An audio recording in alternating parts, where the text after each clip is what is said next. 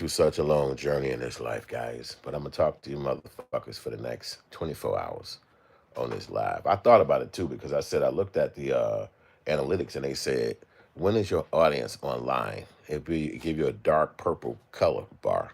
But today I had light purple color bars the whole day. So my first thought was, well, I ain't got to post shit. Ain't no motherfucker gonna be on my channel. And then I thought about it, like, fuck that. I'm finna go live like one of them little Kai Sinat go speed niggas because I've been on this motherfucking planet 4 times longer than them little niggas and they making more money than me off the internet. When I'm the motherfucker who met my wife on the internet, put my movies on the internet, I'm like a digital fucking boss. You know what I'm saying? So it's like, what's going on? And when a lack of money is like that, everybody looking at you like you're a clucker. You smoke rocks or some shit like that. It's like, huh? I don't control this white ass industry. What the fuck y'all talking about? But they want to look at you like that, so you can't really trip on it. It's like, what the fuck can you say? But that go my proof. My motherfucking songs is right there. They viral in a bitch, right on this fucking platform. So I don't let motherfuckers tell me dumb shit, and then I just go with it because that's the real deal right there. And when you tell these bitch motherfuckers what the real deal is, they talking about some, they ain't online. Well, how the fuck you gonna see my shit, pussy ass nigga? Cause that it is right there. Independent. And I made this shit by motherfucking self. There's no white man tell me what the fuck to say or what the fuck to create. So that's what the fuck I want to fucking talk about on my shit. Is you a boss or is you a bitch? And that's the facts. Do you create or talk shit? Do you create? Do you create stuff? I don't know. I put this one up now. Do you create products? Because that's really what the fuck I do. That's what I like about it when you got the end result. That shit feels so damn good. I do a light color on this one. Put up a little one of them damn, I forgot what they call that shit. I hit start poll, and that's what I'm gonna do. I'm just gonna go ahead and go live for the next fucking day. I'm tired of all this dumb ass shit, man. Fucked up, smoked my car out and shit. Now I got, wow, I've been waiting on this motherfucking movie to come back on for a long ass time. It's so funny too because when AI first came around, this is the first movie I put in there to make. You see it right there? The first one that says Falling Down. I loved the movie so good that when AI came around, I said, AI, help me remake this movie. It did it, but it made it a lot more extravagant. You need a lot more actors to pull it off. And I was like, and then it took that's my AI journey when it came to making movies and making music and shit, because that's what I do. And my movie channel is called Hood Films. So you know what I'm saying? But I believe that doing editing all this shit is like a waste of fucking time because you gotta get hunkies to fucking fuck with you on they pussy platforms, and I don't like that. It's like as a creator, why am I talking to these white people? Like they don't even fucking make sense to me. And then they make these stupid ass programs and keep telling you that you ain't posting enough. Bitch, I've been posting on this shit since like '08. Like what the fuck is you talking about? '09, like '11. Like like what the fuck? You know what I'm saying? They don't give you that boost on their pussy platforms and shit. So as a creator, it just make you want to keep creating. I'm gonna create my own platform. I can't sit still and go to the lames. I look at it like when you're in high school. It's a bunch of goofy motherfuckers in high school. People might even think you goofy. But you know it's goofies in high school. It's goofies in a gang. It's goofies at a job. It's goofies in your family. So you don't necessarily give a fuck what they talking about. But if motherfuckers say some shit directly to you, it's your fucking duty to check the dog shit out there and get them straight. So what the fuck would I be on a pussy platform for? Instagram, Facebook, and they don't even fucking pay you money. It's like a waste of time. It's like, why am I talking to these goofy ass Caucasians? This makes no fucking sense. These motherfuckers don't even create the shit I make. They don't have none of the creativity I got. What the fuck am I talking to these motherfuckers for? And I'm supposed to walk around like I don't do this shit. Like I'm not good enough because these goofies don't do it. And then as soon as they start sucking my dick and finding out what I make, then everybody dick sucking in. Oh, we knew you was gonna make it. We knew, bitch, I been made it. When I was 25 years old, I made my first motherfucking movie. Quit waiting on Caucasian fucking connections to show love. That shit's boring. And I don't even like talking like this. Even when I see my boys and my friends talking shit like this on Facebook or whatever. Why my homies don't work out? All my peers don't work out. I'm the main nigga who be like, look, nigga, Jay-Z is not rich off Facebook friends. Jay-Z is not rich off your homies from high school. Jay-Z is not rich off the motherfuckers in Marcy Projects. Jay-Z is not rich off of fucking Brooklyn. He's rich off the world. So you can't just get on Facebook or Instagram and say, hey man, why the fuck y'all ain't supporting? You need to have the motherfucking world support. And that's what the fuck me and my homies did. We made our CDs, we made our DVDs, and we went on the motherfucking road. We hit up tourists. We hit up motherfucking state fairs. We traveled to the physical humans. Now, whether they put the shit online or post it online and all that stupid shit, that's irrelevant. Because just like Target, Walmart, all that shit, it is no online way to go physically in the store. You have to physically walk your ass in there. And that's what people like. They like to physically walk in buildings and buy things, look at that shit, touch it tangibly. So that's how we was able to make money. Because not only is that, we pulling through the racism that they put in America. They got everybody segregated. They got everybody where we don't talk to each other. So we will look at white people in another state and say, oh, they don't want to fuck with me, when really they can't wait to fuck with you because there's no other niggas where they from. I done had white ladies walk up to me and be like, they got rid of all of the black people in my state in Oregon, and sometimes it's so fucking boring. We don't know what the fuck to do. We trying to get some kind of black people to come out there. It's just such a white state. The whole place is white. And you sitting around like, what? This lady telling me? I thought y'all don't want niggas around. She like, nah, it's people like that, but motherfucker, what else we got? We don't fucking make the music. We don't fucking make songs.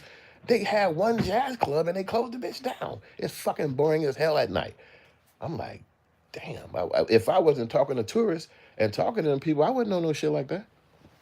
But the bitch wasn't uncomfortable telling me, because that's our motherfucking story. It's boring unless niggas is entertaining us. And that's the fuck the bitch said. So I guess that's what it is. So I gotta entertain motherfuckers to get money, but I can't sit up here waiting for no white folks to give me no motherfucking connect. I'm not like that. I'm not a bitch ass nigga. I don't need no motherfucking Caucasians to do shit for me, and I'm tired of not saying that shit. What up, you're Dan? I'm just tired of not saying that shit, because it make me feel like I'm a hoe, because I don't keep it real. And you see my music viral right there. You see it. Every one of these motherfuckers viral. Didn't no white motherfucker tell me about that sound. Didn't none of these bitch ass niggas with jobs and shit who try to act like because they got a white boss and they gave them a title and a fucking checkbook that you better than me. Because when I talk to these hoe ass niggas, they all say the same thing. Oh, I'm not online. Oh, I'm not online. Then bitch, how you competing with me? Because I'm online every motherfucking day, nigga. Every day for fucking 15, 20 years. What are you talking about? You not online. That shit sound dumb to me. What up, Furco, Fanatic, but whatever the fuck your name is. But I think that's the problem. You gotta be yourself on this motherfucking internet. And if you ain't, you ain't gonna get no buckets, no ducats. I'm gonna walk outside and shit. And I'm just gonna fuck with y'all for the rest of the damn day. Cause you can see my logo to my brand on my back right there.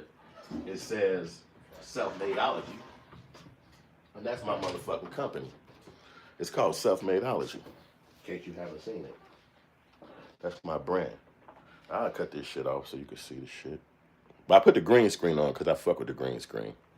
It allowed me to put the other shit up on the pages and channels so y'all can see it. But yeah, streaming is the new hustle. And so I make money from my music, but I make it because I created myself and I'm not waiting on no motherfucking body to do shit for me. So that's how I make the music, and that's how I create the fucking music. And I've been doing it. And the funny part about it is that I started off doing movies. That's how I started this game. Independent films. That's my game called Hood Films. You can look that bitch up right now, hoodfilms.com. Hood Films on all platforms. I trademarked that shit. It's my brand. So you'll see these bitch ass niggas talking about they hood films, but that's just how they, when you weak as hell, you do shit like that. But it's only one motherfucking hood film, and it's me. It's my motherfucking brand. And trademark. So no matter what the fuck somebody says, it ain't gonna never change. You know what I'm saying? So it just make you kind of talk to y'all and just have a little conversation, because sometimes this shit frustrates me trying to get online and do all that stupid ass shit. They changing algorithms. And it's so funny because I said this when algorithms first came about, when a word first was uttered. What the fuck is that? Get your stupid ass off my tripod, bitch. When the fucking first time that dumbass word was uttered, algorithm. I said, algorithm? To me, that sound like white people finally got their rhythm, because these the motherfuckers who can't dance. These the motherfuckers who can't do shit. So if you call it an algorithm, I said they finally got a fucking algo rhythm. Algo is a word that stands, it don't stand for, but it's basically a word that's missing one letter, and that's the N. Algo is missing one letter. It's the N, because that'll make that word be called Anglo if it had the N there. So to me, algorithm is just the first place white people have rhythm. So they make control of that fucking rhythm, just like we control the rhythm that they hear. We make music. So we control the fucking rhythm. So they found a way to have their own rhythm. And that's why you gotta kiss their ass to get in these fucking platforms and make money. You have to fuck with white people. You gotta fuck with white people to get a job. And that's the reason why I'm talking this shit today. Because if the internet exists, then how do I have the same experience as if I was looking for a white ass job? Like, how is that the same? This supposed to be the fucking internet. I got movies online, I got videos online, I got my voice talking and shit online. How the fuck am I not rich if I've been online for decades and I got the same situation I had if I was looking for a white ass job, which is no money? So that don't make no sense. The internet been around since 1996. I got on that bitch in 1998, and I met this lady right here that day in 1998. That's who I met. We still together to this day, and that's a fucking fact. So can't nobody tell me nothing about no fucking internet when I was on that motherfucker for decades. So I just wonder why this shit is controlled by other folks, and you can't never make it be a benefit to you, and it just be kind of it's not frustrating. It needs to be discussed. It need to have a conversation on it. Because if I put another movie out, or if I put other music out, I'm basically finna put it on these pussy ass platforms. And then I don't want to be like these hoe ass niggas like, oh, I'm taking my stuff off Spotify. I'm taking my stuff off Instagram. I don't want to be like that. It's like, no, nigga, this where the fuck the people at. This where your shit gotta be at. So you gotta motherfucking have it online. But these pussy platforms, they don't be want to show you no love. So y'all gotta fuck with a nigga at his website. Me on the website.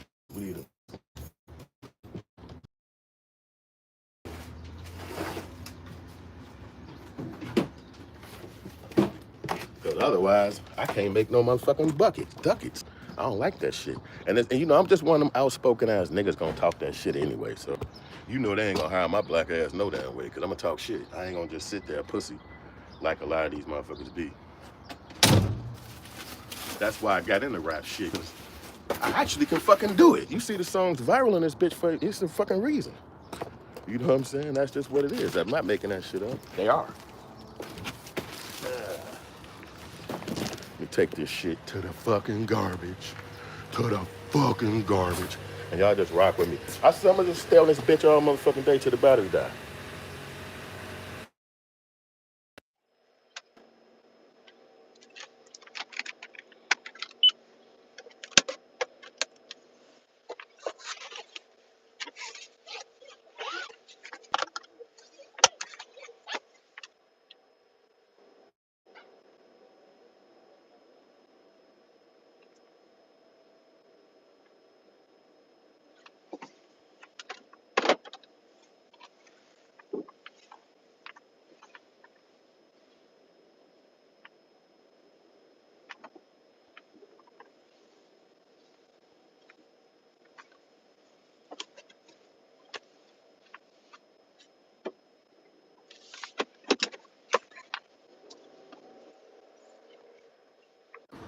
Thank you for telling me I was muted. Thank you for telling me I was muted. Turn that Bluetooth off. You a boss. These motherfuckers helping a nigga today. I fuck with y'all shit. Yeah, cut that shit the fuck off. I ain't using that shit right now. That dumb shit off. And I should be live and rocking. See, that's why I need to be online fucking with my people. Motherfuckers will leave you stranded out here. You be walking around with shit on your face. They won't say shit. Motherfuckers will be quiet. They be jealous hard as hell. But it's just time to motherfucking get out that cocoon. I see what it is. Sometimes if I put it on a tripod, it touches these little buttons on the side and it'll make the motherfucker go out. So you gotta do shit. You know, we go do it, Stoner. You know, hell yeah, we doing this shit, man. I just got my trademark for Selfmadeology. I got the trademark yesterday, my nigga. I got the trademark, boy. Them hunkies gave me this shit, nigga. Remember they denied me under Biden, bitch ass. See that shit? They denied me under Biden, whole ass, boy. They denied me. Motherfucker told me no about my motherfucking trademark, but look what God did. I wait for that new cracker to get in there, and that motherfucker said you can hide this bitch, nigga. Don't these other pussy motherfuckers don't want no self-madeology shit. They ain't even like that. These motherfuckers want white people contracts. They want white people deals. You know, that's your choice. I ain't mad at you, nigga, but I'm self-made, and you gonna honor that. That's what the fuck I am. That mean I create that shit myself. I put my own motherfucking mind on it. I made the songs, whole ass boy. You wanna see that shit? It's right here in your fucking face. Go get any hunky you want. That's proof right there. Count them bitches down. 1, 2, 3, 4, 5, 6, 7. You can't see that shit? You can look on your own motherfucking Facebook and Instagram. You ain't gotta ask me. The name right there, Yusef Two Times. Nigga, I didn't make this fucking picture. My shit viral on this puss ass platform. And these hunkies don't wanna give me the dough. These white bitches don't want to give me the money. I'm tired of that shit, nigga. Pass that fucking dough to the real nigga. Boy, I made that fucking music. Original sounds, nigga. Every single one of them fucking songs original. I'll perform them bitches right now. Let me throw this shit in the garbage. I'll perform every one of them songs right now. Because I don't want to seem angry or mad, because that's what soft people want you to do. He's so angry. He's so mad. No, nigga, I'm forthright. I'm standing tall. I'm a different kind of nigga. That's what it is. We toss this shit in the garbage.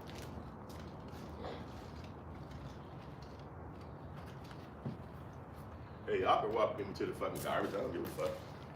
Come on, kick it with me while I toss this shit in the goddamn garbage. See what a Chicago alley look like. You probably ain't gonna get a chance to see it, but this where the garbage at, goddamn.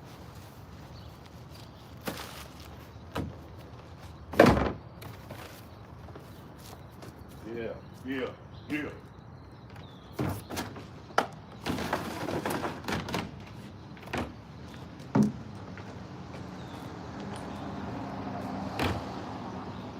Yeah, so as a motherfucker trying to continue to create and entertain, you can't be blocked out and you can't be stopped by the soft motherfuckers who don't do this shit.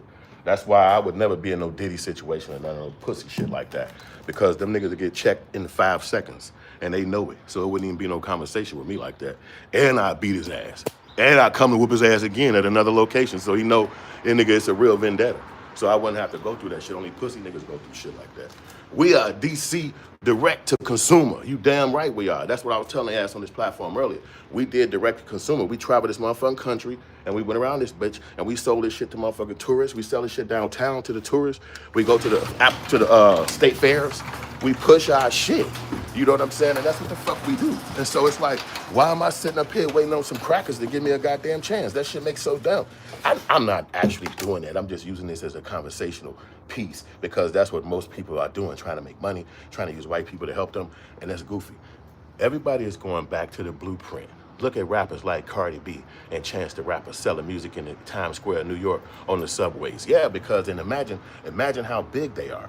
These motherfuckers are multi-million-dollar industry artists, and if they go into the fucking sidewalk and selling music, we was ahead of our time. But that's what we always be. When you're an artist, when you're a creator, you always ahead of your time. You always shitting on people that don't know shit. And I'm gonna tell you how it works. They're gonna start doing what you're doing, and then they're gonna walk around like they invented it. Like, I'm the only one who ever... You was doing it too? I never saw you out there doing it. What? But nigga, I put 11 years doing this shit. What the fuck you talking about? So that's how it go. People gonna act like you didn't even do it, but we did this shit. We went to the fucking streets, we went to the ground, and we sold our shit to motherfuckers every single day, all motherfucking day. I'm gonna get my microphone out the crib too. Yeah, I got a new movie I'm doing this shit. It's a whole new platform, a whole new thing that I'm working on and shit. But if I tell these weak ass niggas, they'll try to act like they're gonna beat you to it. And I really don't care about shit like that. Normally, I don't even give a fuck about shit like that. But with the internet being here and pussy niggas being able to push narratives, you don't tell these niggas none of your dreams. You don't tell them none of your objectives. You just pop out on their bitch ass. So right now, if motherfuckers was doing what I'm doing, then they should have some motherfucking music. Period.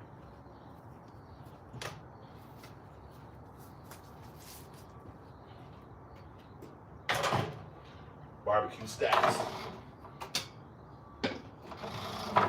Yeah, stay on this bitch for the next 8-hour shift. That's what the fuck I'm finna do, cause it ain't frustrating, it just get boring. It's like I'm doing the same shit with these clowns, man.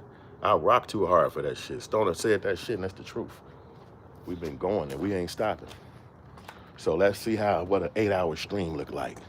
Let's see what a 10-hour stream look like today, where we just don't stop. We just put that bitch on and let that bitch rock for the rest of the fucking day. That's what we go. I see that back on that lie. You see that back on that guy. That's what we on.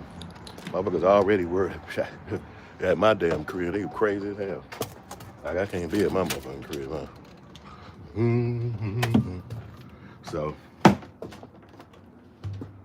that's what that's all about. Weird bitch ass niggas. 10 hours is crazy. Yeah, we're gonna fuck them up though, because that's really what the world is now. Stone, again, when you're ahead of your time, we gotta wait for everybody to jump online and do this shit. That's why I met my wife on the internet in 1998, because I was ahead of my time. I was 24 years old at that time.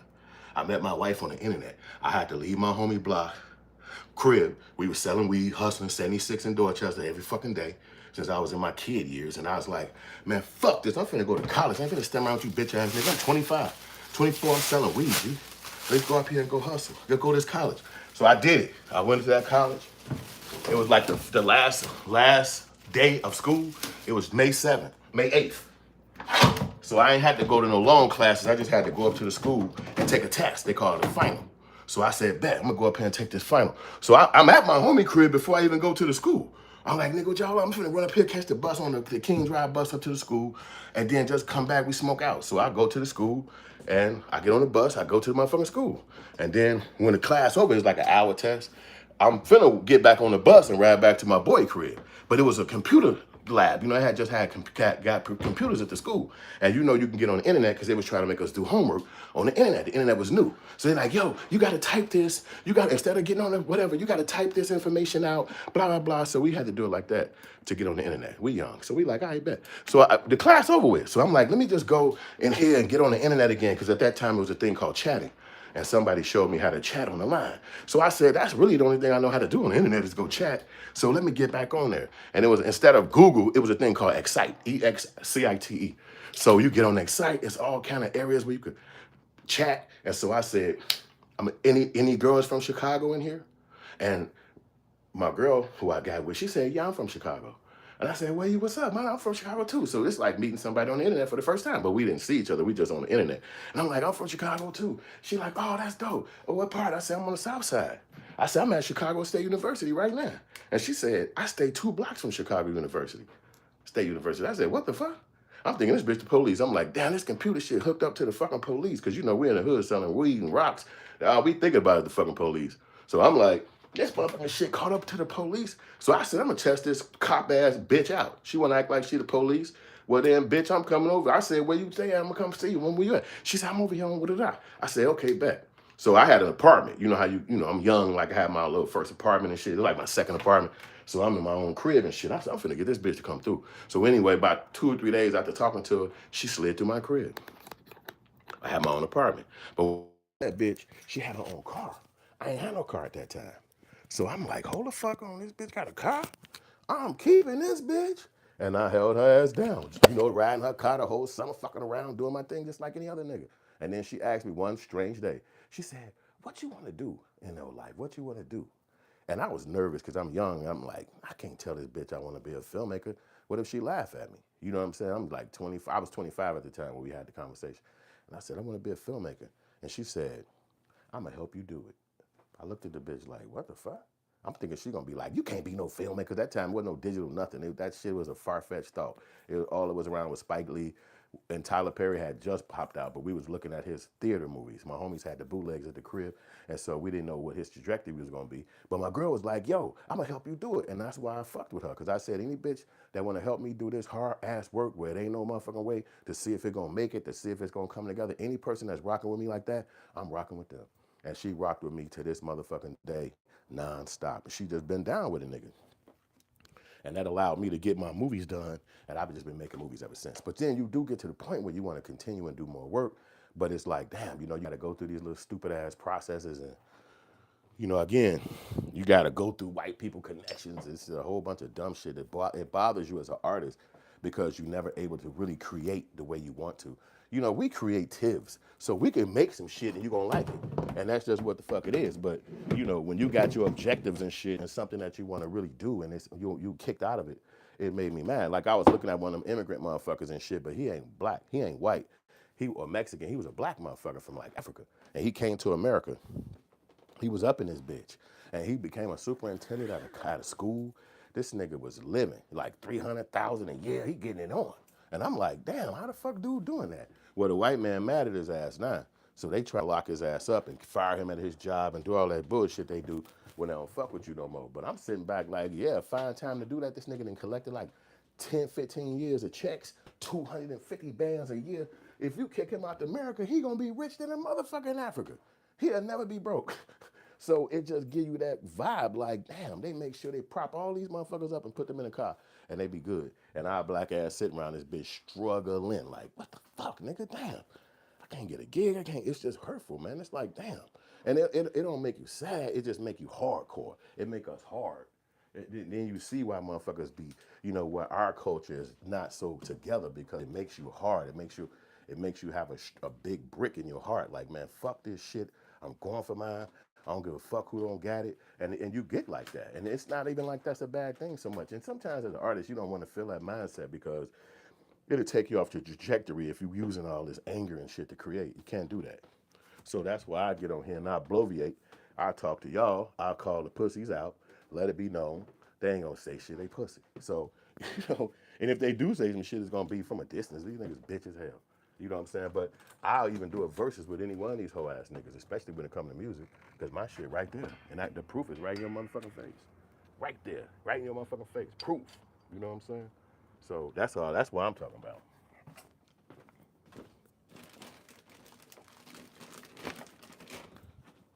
So motherfuckers definitely ain't gonna wanna do no damn verses because they ain't got the skills. They pussy. You know what I'm saying? But my shit right there, you can go listen to all the motherfuckers right now. Each one of them bitches right on the platform going crazy. And I know that they good. You know what I'm saying? Cause people tell me, look at them. You see them fire emojis next to all the motherfucking songs? I don't make fire emojis, motherfucker. That ain't what I did. Motherfucker, my shit just showing what you fucking do. That shit sound good and people fucking showing love. And my album called Selfmadeology. In case you ain't know what the fuck this brand is all about. You see the tag, Selfmadeology, that's the name of the goddamn brand. That's my brand. You feel me? Selfmadeology, that's how it's spelled. Self-made with the ology at the bottom. You got the shirt. You can support us and buy the shirt, shit. Make a donation, you know what I mean? Fuck with us. And then I got it on the back. It's big on the back, too. Woo-hoo, Selfmadeology, baby. So that's my brand. You know what I'm saying? So instead of complaining and talking shit, I want to promote that shit to y'all. So y'all will fuck with me and put me in the car. And then the real thing is, you'll be the first one up on the brand. So you'll get the discounts. You get the high-end shit. You get all the dope shit. Then when everybody else start popping out, like, look what I bought. You're like, well, I got 3 of them in my closet. Fuck you talking about? I was with dude here, just got the motherfucking trademark. Hell yeah. You know I got the motherfucking machine ready on deck in there. I got shirts, I got hats, I got... Man, you was with me, Stoner, when I did this. Remember, you was with me. When we did these, we was in Minnesota. That's how we got this. And then when we came back to the crib, yeah. Yeah, I remember you when we made it. Yeah, I appreciate you, boy. Because you put me on with doing it that fast, and then I was able to make the logo smaller. Because remember, they denied my trademark because they said the logo was too big, which it wasn't.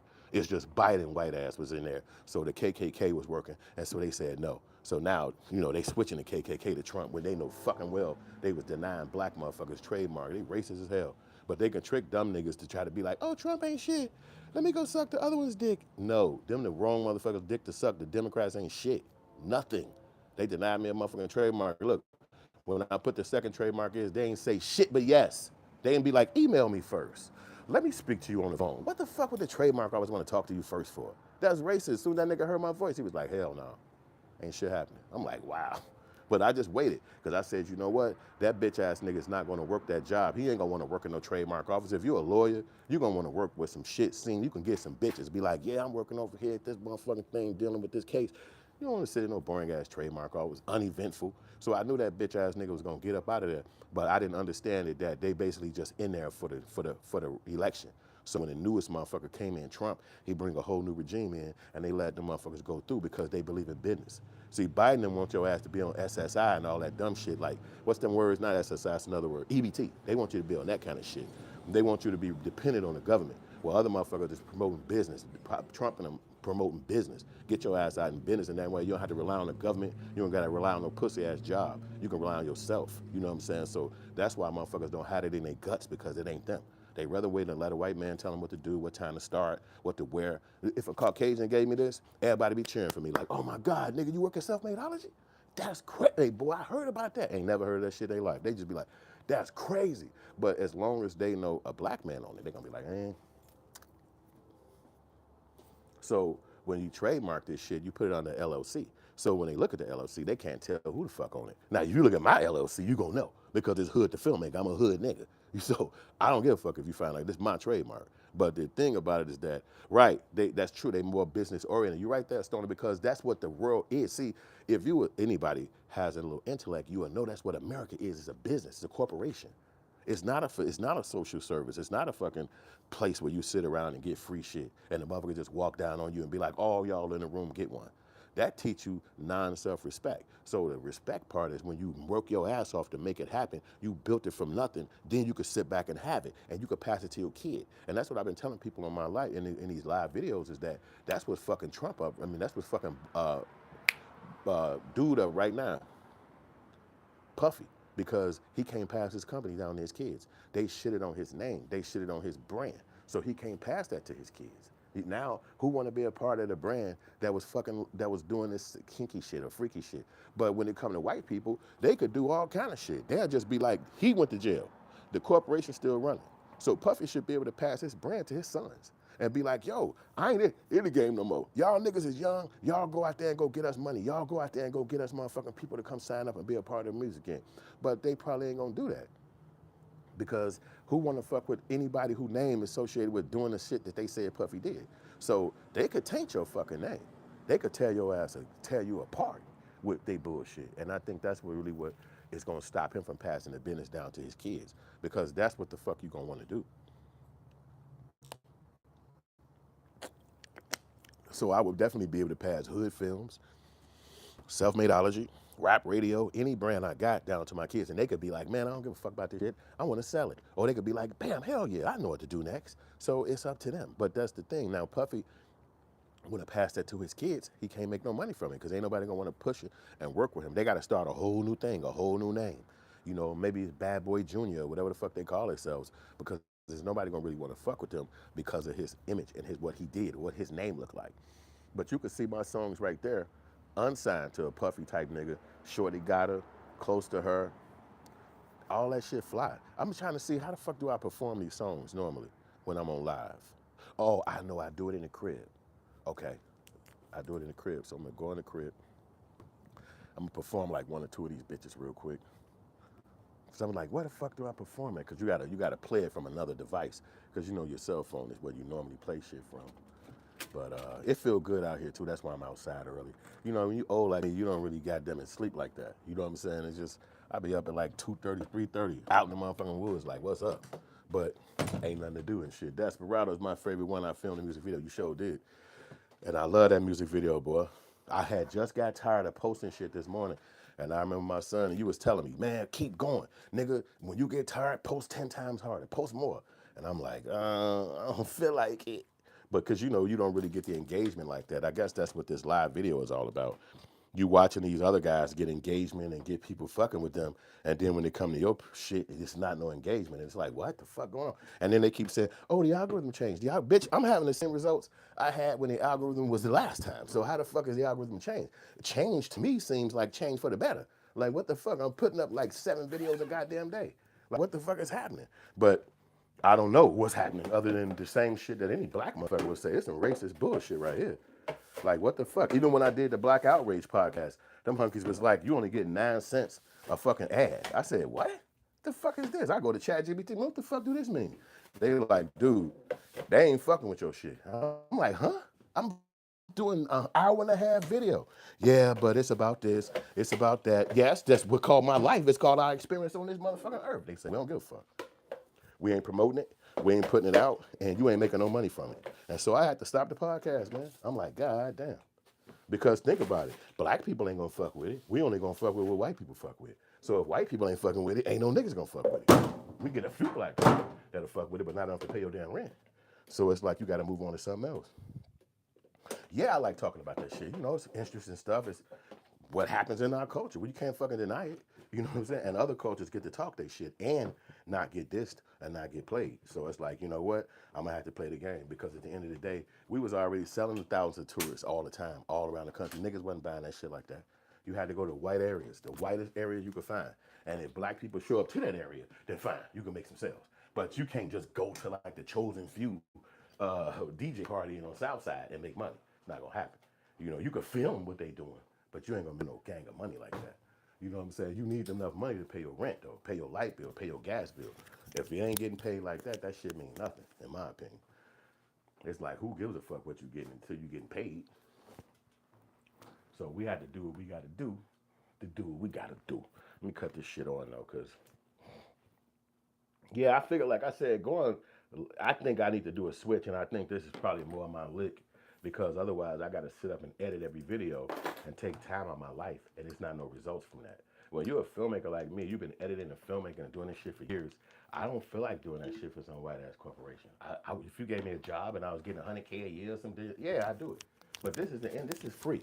I could do this if I choose to. So I don't want to do this as no damn regimented ass job. And I'm sitting up editing and doing. Then you put it up there, get 9 likes, 9 subscribe, whatever the fuck it is. It's like that's not incentivized to me. It's actually like I'm working for you and you don't like me. It's like I work for you, but you hate me.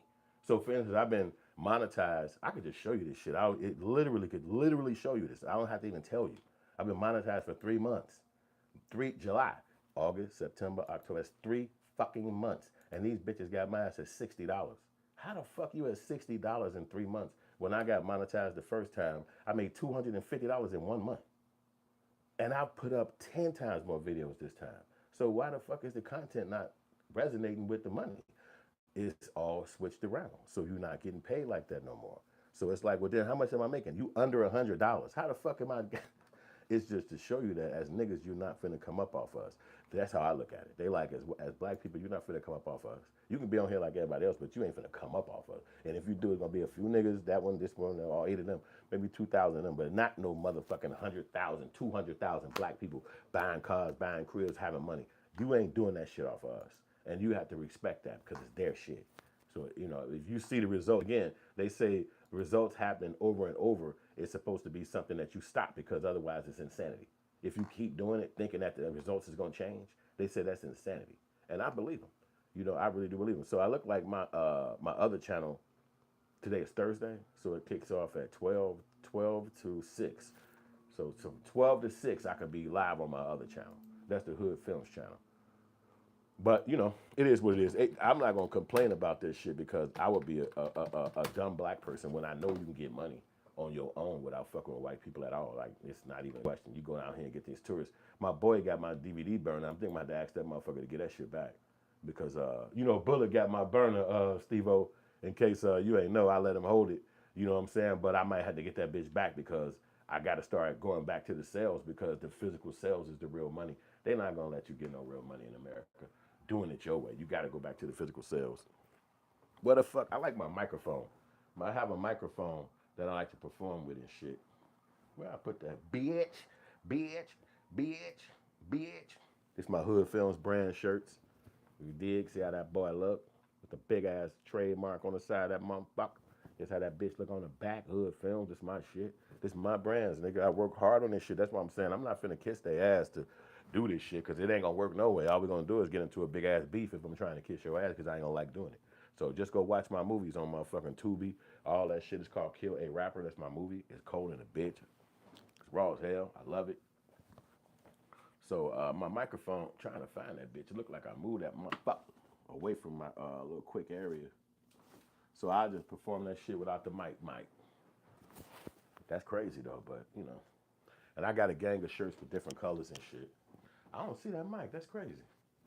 Did I put it over there?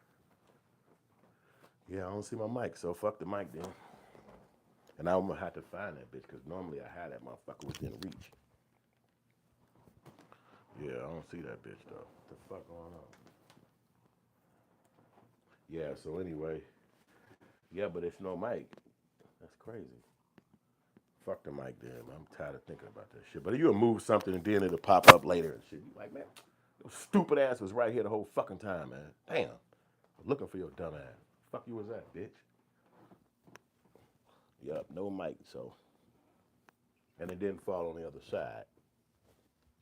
All right, so and you see a lot of my hats be signed. So when you get a Hood Films hat, it's gonna be signed by me. That way you know it's official. That's my real motherfucking name, Yusef Hood.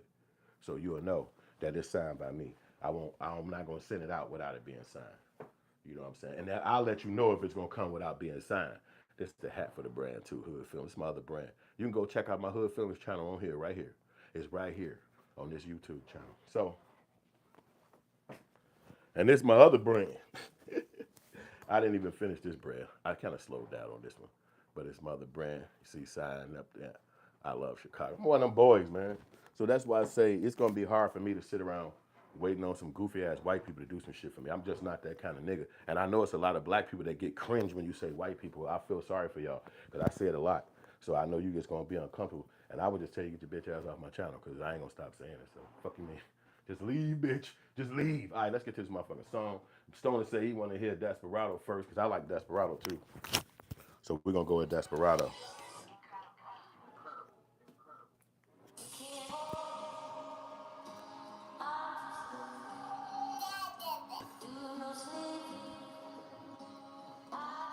Hey, I should put the other head on for this.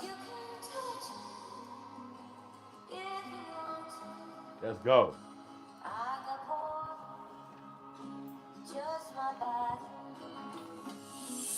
I hate the police, get it right. Hustle all day and all night. Let's start that again. I smoke a lot of weed, keep a pipe. The police, get it right. Hustle all.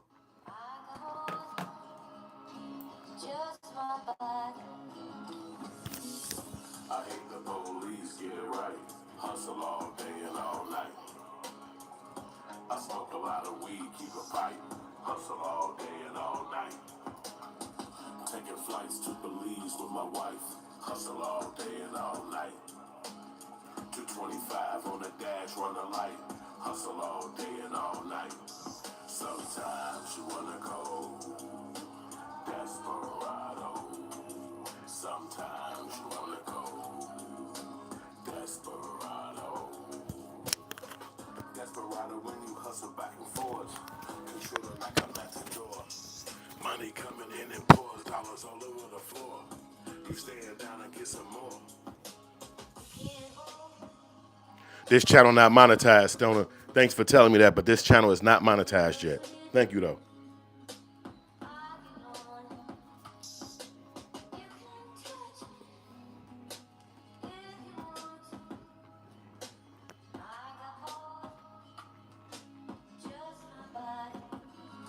Sometimes you wanna go Desperado.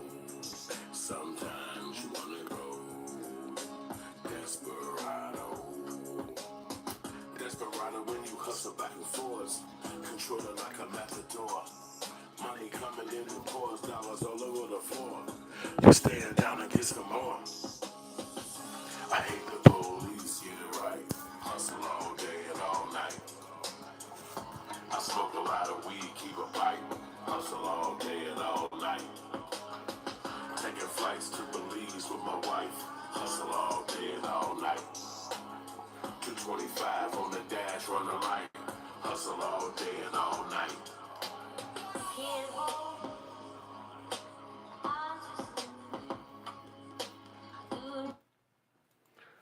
So y'all got a chance to hear the song right there. That one's called Desperado. And we made that song. My boy Stoner made the music video. And it's cold as hell. You can see it right on YouTube. It's free. And it's a motherfucking banger, boy. You heard that. And that's original music right there, boy. We call that country rap. We made that. So we don't give a fuck about what they made in the past because we made that shit now. We made country rap right here. Original songs. That song is a banger. Yeah, this channel is not monetized, Stone, but my other channel, Hood Films, is monetized. That's why I'm doing my lives now, trying to just get the money, run it up, and get that runtime and get paid. You know what I'm saying? Because that's what they want. That's what you got to do. You got to get paid on this motherfucking channel. And then when I do my live videos like this, I take them down and then I post them on all other platforms. So I'm gonna do some more songs because I don't want to get off of here, man. It's not like I just don't want to do it. You know, I'm tired of being regular, sitting around boring, waiting on some shit to happen. I'm not that kind of person. That's just not who I am. I'm a motherfucker that makes shit happen. I make things occur, so I can't sit around waiting. I don't give a fuck about nothing. I ain't even showing up to them bitch ass niggas places. Let's go. I ain't gonna stop. I'ma hustle around and cuss around and I ain't gonna stop. I'ma hustle around and cuss around and I ain't gonna stop. I'ma hustle around and cuss around and I ain't gonna stop. I'ma hustle around and cuss around and I ain't gonna stop. I'ma hustle around and cuss around and I ain't gonna stop. I'ma hustle around and cuss. Let's get it. I'm a dope. want my dreams. Mama told me things ain't always what they thought it was. I won't give up. I won't give up on my shit. Mama got drip from me. I'm flashing us, I crash, I blast. I swear I go hard. But before you notice, I'm holding the chorus. Then you see it, I'm bleeding, I'm treating. My house like a racetrack. I got some in the gas. I ain't gonna stop. I'ma hustle around and hustle around. I ain't gonna stop. I'ma hustle around and hustle up. I ain't gonna stop. I'ma hustle around and hustle around. I ain't gonna stop. I'ma hustle around and hustle up. I ain't gonna stop. I'ma hustle around and hustle around. I ain't gonna stop. I'ma hustle around and hustle up. Y'all want bars, I can't go right place. Y'all want stars, I'm flying above in space. I can't be replaced. I'm Superman, no Superman. Think like me, just hustle. I do it every day. Bank can break, just hold on to your faith. Yesterday's price.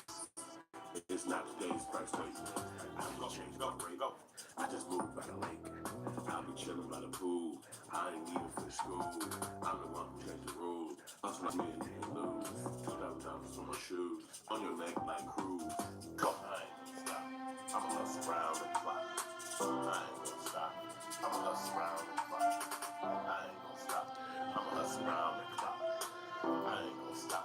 I'ma hustle around the clock. Come on. I ain't gonna stop. I'ma hustle around the clock. I ain't gonna stop. I'ma hustle around the clock.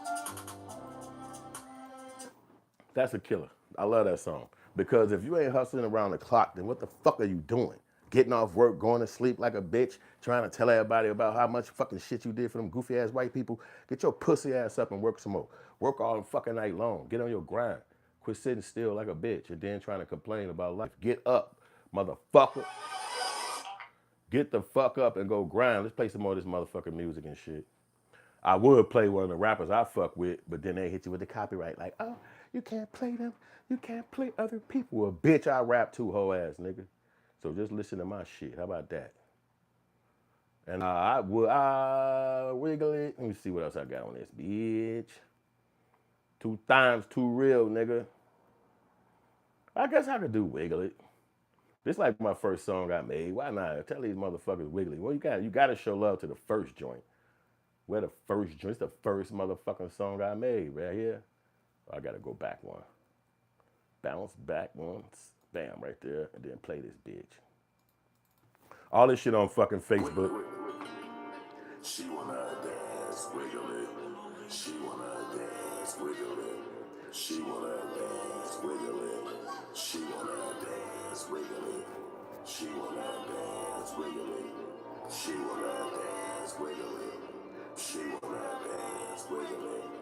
She wanna. I see them jeans and she looking quite thick. I get out the car and ask her what she working with. She replies that she got the sauce, and she only fuck with the boss. I was lost cause I was standing there dripped head to toe.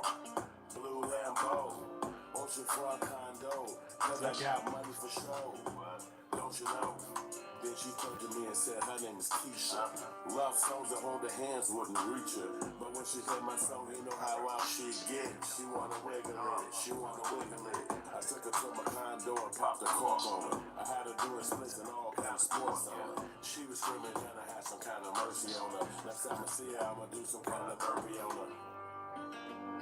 She wanna dance, wiggle it. She wanna dance, wiggle it. She wanna dance, wiggle it. She wanna dance, wiggle it. She wanna dance, wiggle it. She wanna dance, wiggle it. Yeah. All these girls wanna fuck with me, but I'm sleazy. I fuck your friend while you at work 'cause it's easy. I turn you out with my boys, make you my toy. Oh boy, oh boy. So bring your heart to me, I promise I'll treat you right. I'll pay your bills, hold you tight, and keep you right at night. I'm a hustler, baby, top of the food chain. After me, you can really only fuck with lanes. I see you shaking it, and I'm embracing it. I throw money, she pick it up, and I'm replacing it. She had 2 shots of tequila with no chasing it. Next time I see her, I probably put my face in it. She wanna dance, wiggle it. She wanna dance, wiggle it. She wanna dance, wiggle it. She wanna dance, wiggle it. She wanna dance, wiggle it. So that was like 4 songs in a row, 3 songs, maybe 2 songs. But that's my joints right there on the motherfucking plat. This is what I made. I normally start my day off with a smoothie, but I said today I don't fucking feel like that shit. I don't feel like no goddamn smoothie today. So let me see. I'm gonna play my newest song. So I'll be probably done with that by 8 a.m. I'm gonna bump that joint real quick. Yeah. What's the fucking Ross Clyde, bitch? Come on, Mouse. Get your bitch ass up there. What's the name of this? Oh, God, I can just probably put it in there. I got too many damn videos on here now. Oh, here go the album right here. Yeah. Oh, no, it ain't on this fucking album.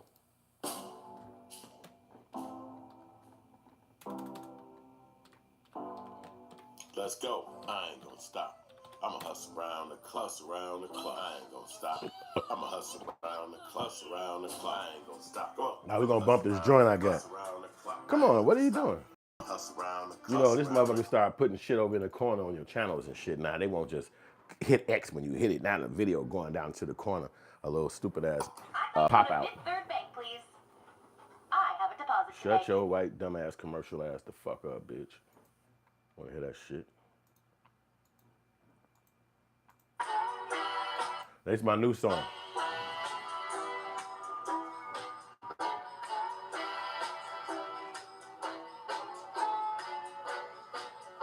Yusef Two Times.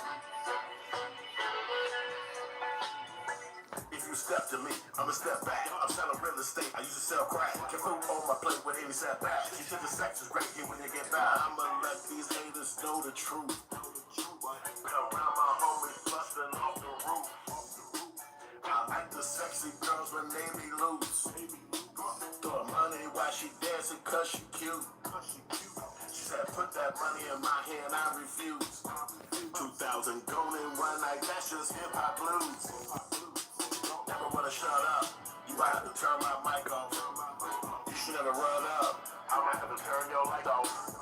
She got back, she hung up, I went over and we fucked all night long. I put my clothes on, went home and made a hip hop blues song.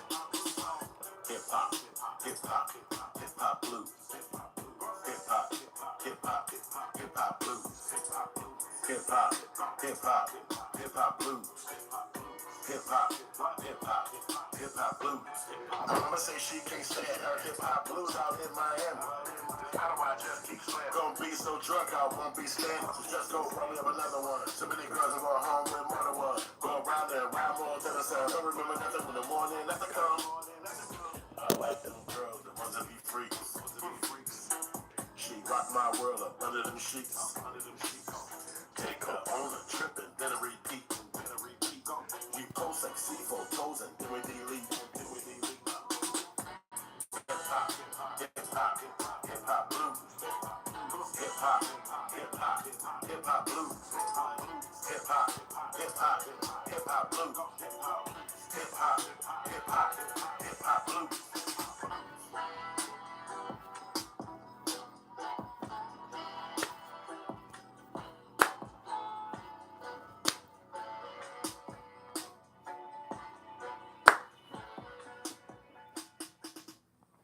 Boy, you can't tell me that ain't a motherfucking super banger, boy. I mean, one of the best damn songs in American history. That song's so cold. And if you hear my new songs, oh my God, I just want to do a verses with any of these niggas that think they cold.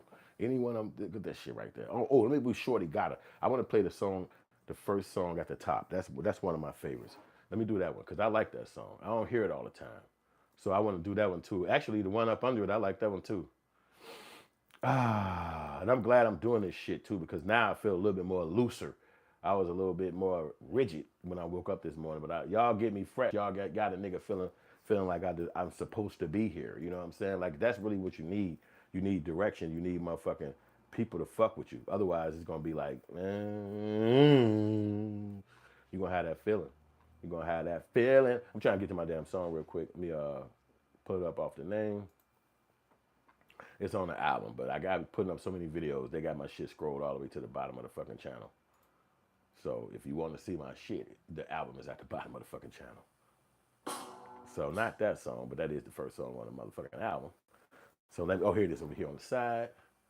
All right, so this is the one I told you. Why is it two of them up there? They got two of them in there. That's crazy. All right, so this is the one I said I wanted to hear y'all. What was that song on? Shorty Got It. Okay, there it is right there. Oh, it is two of them in there. Shorty got a fast, so I wanna get it. Shorty know I got money, so I wanna get it.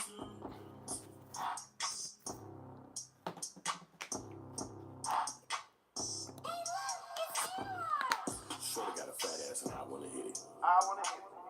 Shorty know I got money, so I wanna get it. Shorty wanna do it, so I wanna kill it. This money coming in, and I wanna spend it. Spin that shit up. Fuck it, I'ma spin that shit up. Like my wrist up. Cause me go in my cup. She drinking so drunk. I'm about to turn your bitch up. Yusef Two Times. I know what all these hoes love. She got pretty titties, I know on her face. She talk that shit, can put it in a place. Big bitch for a minute, it must be a blessing. She told me she love me, I showed her the blessing. She wanna swallow, I'm taking a shot. Got her a Birkin, she holding a rocket. Twerking her body, she don't wanna stop it. Twerking her body, she don't wanna stop it. Shorty got a fat ass and I wanna hit it. Shorty know I got money, so I wanna give it. Shorty wanna do it, so I wanna kill it. This money coming in, and I wanna spend it. Shorty got a fat ass and I wanna hit it. Shorty know I got money, so I wanna give it. Shorty wanna do it, so I wanna kill it. This money coming in, and I wanna spend it.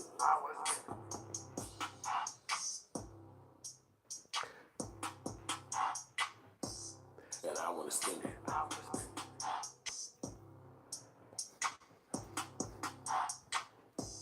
And I wanna spend it. Shorty got a fat ass and I wanna hit it. Yeah, that's what you call another one of them dope ass songs and shit.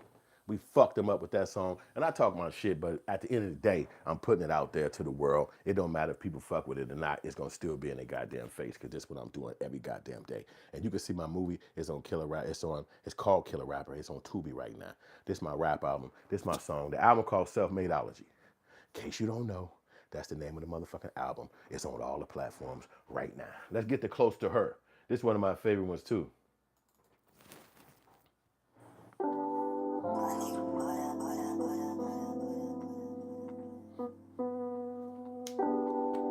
Yusef Two Times.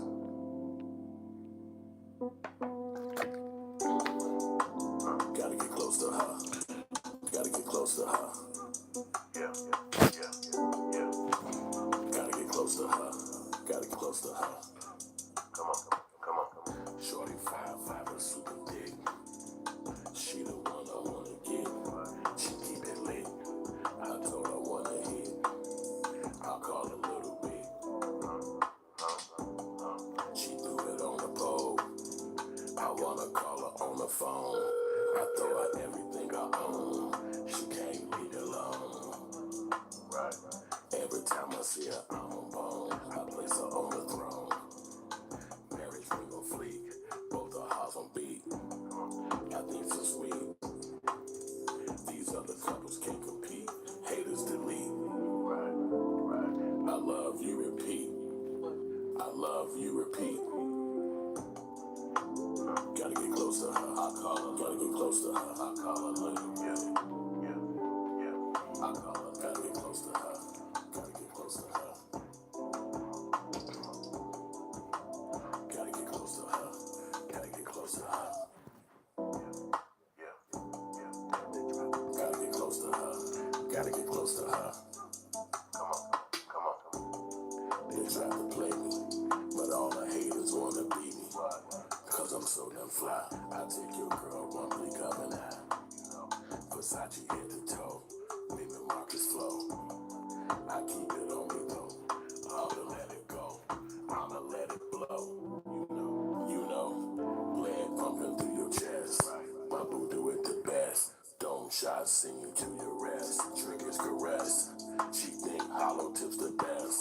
But I digress. I take her home, kiss on her breast. She protect my heart, I protect the nest. Gotta get close to her. Gotta get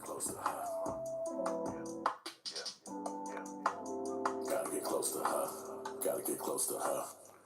Come on, come on, come on. That's another one of them bangers and shit. Motherfucker come up with that one. I love that one. I love that joint. I love that joint. When you're doing music, you have to find the things that connect to you. So it's hard though because there's so much shit out here. And if you're getting beats and shit, you might make this song or make that song, and then you don't resonate. So when I made this album, I had one mixtape of beats by one producer. And so I asked my buddy Steve O'Stoner right there in the comments, I said, yo, all the beats is off of one person. He was like, that's okay, nothing wrong with that. I said, I want to hear another motherfucker make a beat. He said, look on YouTube and put up type beat, and then you'll find them. And then I found somebody. This person name was Butter. Somebody on YouTube named Butter. And I said, boom, I fuck with this song. This shit decent. And so I said, I think I can make something to it. And dude's still on there too. He got a song, he make beats and shit like that. But this beat was crazy, and I fucked with it. So I said, yeah, this gonna be the one. And I made that bitch happen in rapping. I'm gonna go ahead and do this joint too.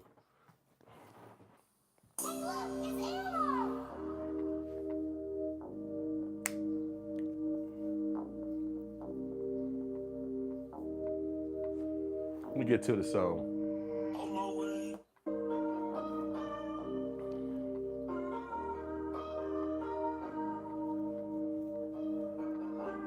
Please, don't talk no shit to me. I don't wanna hear it, please. Don't talk no shit to me. Cause I don't wanna hear it, please. Don't talk no shit to me. I don't wanna hear it, please. Don't talk no shit to me. Cause I don't wanna hear it. I've been hustling my whole life, trying to get this money up right.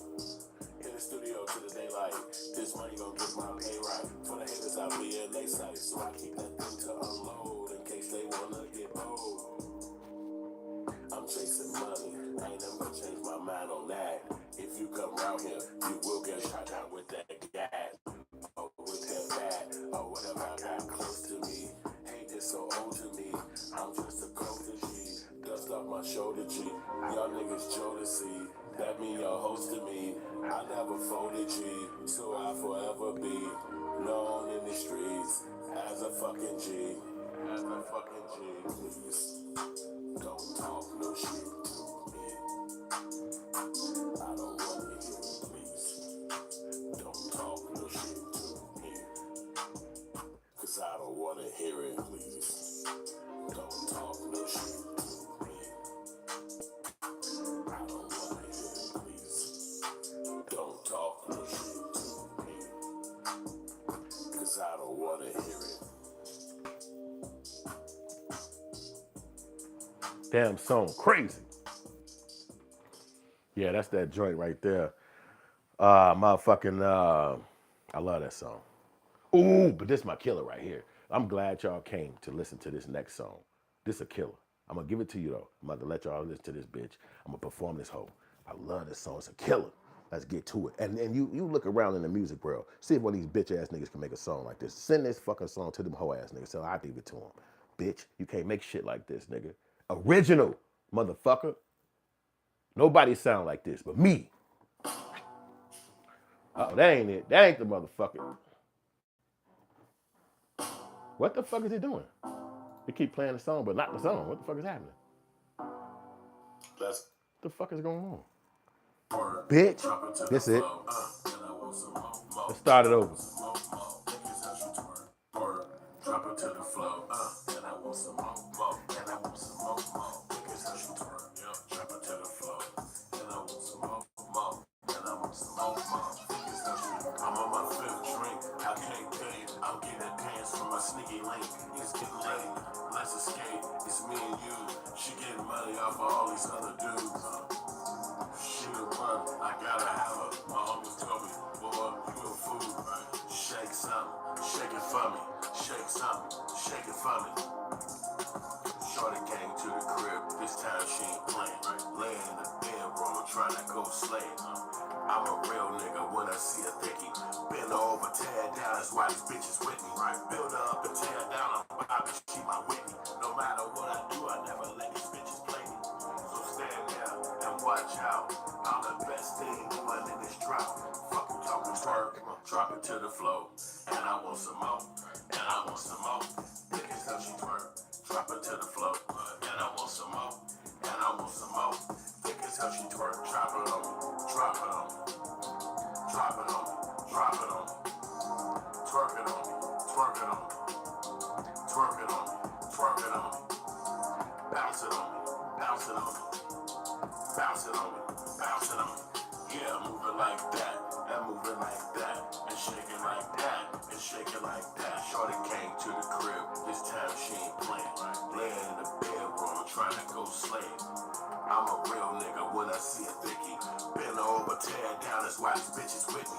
Build her up and tear it down, I'm Bobby, she my Whitney. No matter what I do, I never let these bitches play me. So stand there and watch out. I'm the best thing going in this drought. Fuck you talking twerk, drop it to the floor. And I want some more, and I want some more. Thick as hell she twerk, drop it to the floor. And I want some more, and I want some more. Thick as hell she twerk, drop it to the floor. And I want some more, and I want some more. Thick as hell she twerk, drop it to the floor. And I want some more, and I want some more. Thick as hell she twerk, drop it to the floor. And I want some more, and I want some more. Thick as hell she twerk, drop it to the floor. And I want some more, and I want some more. Thick as hell she twerk. Yusef Two Times.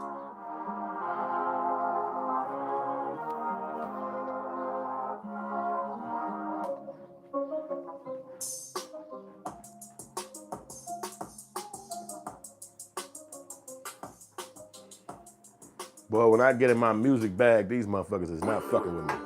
Everything I love. She wanna dance, wiggle it. She wanna These niggas is not fucking with me when I get in that music bag at all. I got some bangers, and they ain't even all my shit. That's just like the joints I put out just to be like, in a mix, you know what I'm saying? But as you continue to do it, we put more music out. It's more shit, more content in the world for the people. And that's what we doing right here. We just dropping that tent with the con on there. Dropping that content and shit. You know what I'm saying? We talking shit too. You know what I'm saying? I told you about the superintendent and shit who fucked around and got here one of them illegal motherfuckers who basically bogus for being in America. But I ain't really tripping on dude because I'm like, when these other motherfuckers be in the culture in the country, they just be on some motherfucker, oh, they're separating them from their families. Oh my gosh. So I don't want dude to get kicked out of America because he came here illegally. These other motherfuckers here illegally too. They just making him a spectacle because he black and everybody else Hispanic and shit like that. So they like, nah, we ain't gonna put them on TV. But we got this one nigga. They been knew he was here illegally. He thought that he was sliding. You know what I'm saying? But now he get to be the face of motherfucking the bullshit that he got himself caught up in because they ain't finna let you sit in no damn country illegal. Rod Wave owes more than $27 million due to unfinished tour. New lawsuit alleges, God, $27 million for a concert you didn't finish. What the hell? But shit, they probably just ready to sell out of court. Like $27 million. Damn, that was a lot of money if he would have got that though. But you never know what happened in between time. He could have got sick. He could have got, all kind of shit. Never know what the fuck happened in that regard. You never know. And on some other news situation, did you know that Ghostface Killer's son is gay? That's crazy. Ghost is one of them rappers. Like from my youth, this nigga was tearing the motherfucking industry up, boy. I know y'all probably didn't know about that too much because y'all came up with a different sound. Like 50 Cent might have been the guy, but because your age bracket. But when they was out, Tang was out, you had three niggas that was unfucking stoppable. You had Ghostface, you had Raekwon, and then you had RZA. I'm talking about the GZA. I'm sorry, GZA, GZA. Raekwon, GZA, and you already know about Method Man, but Raekwon, GZA, and Ghostface, they was basically holding down. You know about Old Dirty too. They had became mega stars, but we in a hip hop underground. So they ended up promoting and pushing Ghostface past everybody. Like he became like the legend of the game. And now, could you imagine being on tour all your life, working, doing music, doing what you got to do, and then you come home and your son gay? And it's like, hey, let's talk. Let's come on, go on with me. You got to talk to me, hang out with daddy. Like, no, I know what I want to do. I know who I am. And I don't want you telling me shit. And it's like, wait. You don't want to be disrespected like that, son. Let daddy talk to you. Like, shut up. You ain't been in my life. Where the fuck you been? It's like, oh my God. Wait, listen. Even though you feel bad, let me still try. Then you get to the point where the kid don't want to talk to you at all. You can't reach him. And it's like, damn, I got to let my son go out there and be gay. Infinite Coles is his name. Son of Wu-Tang Clan's Ghostface Killer, one of the fucking legends, has further opened up regarding his estranged relationship with his father and the support he receives from his uncle, the group legendary pioneer RZA. So Ghostface is his cousin. I ain't. Oh well, yeah. Play uncle and shit. Following the explosive drop, the double single "Sweet Killer" and "Dad and I," the singer rapper spoke on how relationships with his father came to be and how RZA has been there for him. Well, that's good, at least RZA, because you know everybody human. You know what I'm saying? Everybody is a person. You really can't be so judgmental to them because it's their life. You know, but it's almost like really a letdown. It's like, damn, boy, you supposed to be bringing me a kid and making me a grandparent. Like, what the fuck you mean? You know, but you on tour, you traveling, and then sometimes people get in the world they can be affected by things they see and watch. You know, TV, people talking to them, they can be affected by that shit. You know, you take on the shit that you see around you. You know what I'm saying? So in an interview with the new Daily Mail, some goofy white people, he gonna go to the white folks and tell about his personal life with his father. You gotta get your brain together. You will get this understanding when you get older. Right now, you just want to fit in with white people. That's what the whole gay thing is. Until they shock your ass and give you some HIV type shit, then you'll be waking back up. Don't try to go to the ops to try to get care and fucking sympathy. You can't go to your ops for that. They'll do it. They'll bring you around, but they're gonna leave you with more trauma. The 31-year-old revealed, honestly, my uncle RZA has been amazing. He's like a dad. I love him so much. He's amazing. This is my guy right there. And you can understand why RZA would have more of an open heart and have more of an understanding, because RZA just had to deal with 9 niggas and probably other guys who wanted to be in a group. But RZA dealt with those 9 niggas. Plus they had the army, the Wu Army. Plus they had like so many artists had came up from the Wu Tang that we thought was even in the Wu Tang. Shaheem. So RZA was handling a lot of groups. Then he went and left them. He had a group called the Grave Diggers. You know, excuse me. And they put out a couple of albums. So it's just crazy. He believed in me always. He just didn't know how to brand me. But I appreciated him to be honest with me, being honest with me. He always said, "You'll be bigger than your father." He always said that RZA is my brother and infinite and of Infinite's mother. RZA is the brother of Infinite's mother. Oh, I see. So basically, Ghostface married RZA's sister. So that's really what happened. Okay. So now that's the kid. Damn.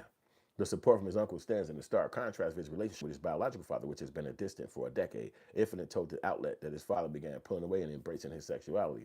As I got older, my dad seen some things in me and that he didn't like, and he just distanced himself. He would randomly pop up, he would call, but there's moments I can remember where he were together for a whole time or a whole week, and I think he shifted that when it changed my life and my sexuality. That kid is fucking mental, man. Fucking mental. And this Ghostface son. So again, they don't want to carry the legacy. They got their own ideas, and he got a mental case running around this motherfucker talking about that. It's sad, man. Yep, it's his life, but it's sad. It's sad. It really is, because you know that's not how you raise a family. That's not how you build fucking communities or build, armies and shit. You can't. Everybody can't be gay. It's just no way it's gonna work. You know what I'm saying? I grew up with my family, Wu Tang, and they're very hardcore, but that's not me, he added. I wasn't even attempting to it. I'm just ready to be recognized and not be the underdog no more. And see, I think that's really what his issue is more. He wants to be seen and be known versus have a respect and honor for your father. And so that's why I say sometimes people just have mental problems, and then you got to fade up off of them, because what can you do? You know what I'm saying? You decided what you decided. It's your life. It's not my life. You know what I'm saying? And it's not even a life that you would want, in my opinion. That's not even something that you can benefit from doing that. It's just really a stupid move. You know what I'm saying? It's like, but it's your life. I mean, it's stupid to me. It's his life. Do what the fuck you want to do. You know what I'm saying? Who the fuck am I to tell you how to live your life? It's your goddamn existence. You know what I'm saying? But yeah. So we just doing our little vlog, and I want my chat to blow up and shit. Yeah, 100. Yeah. I'm a stoner say I like RZA. Yeah. You say you like. He said I'm like RZA. I swear to God, RZA. Yeah, you is, cause you were rolling with all us and shit, and put all us together in the music world. You sure the fuck did.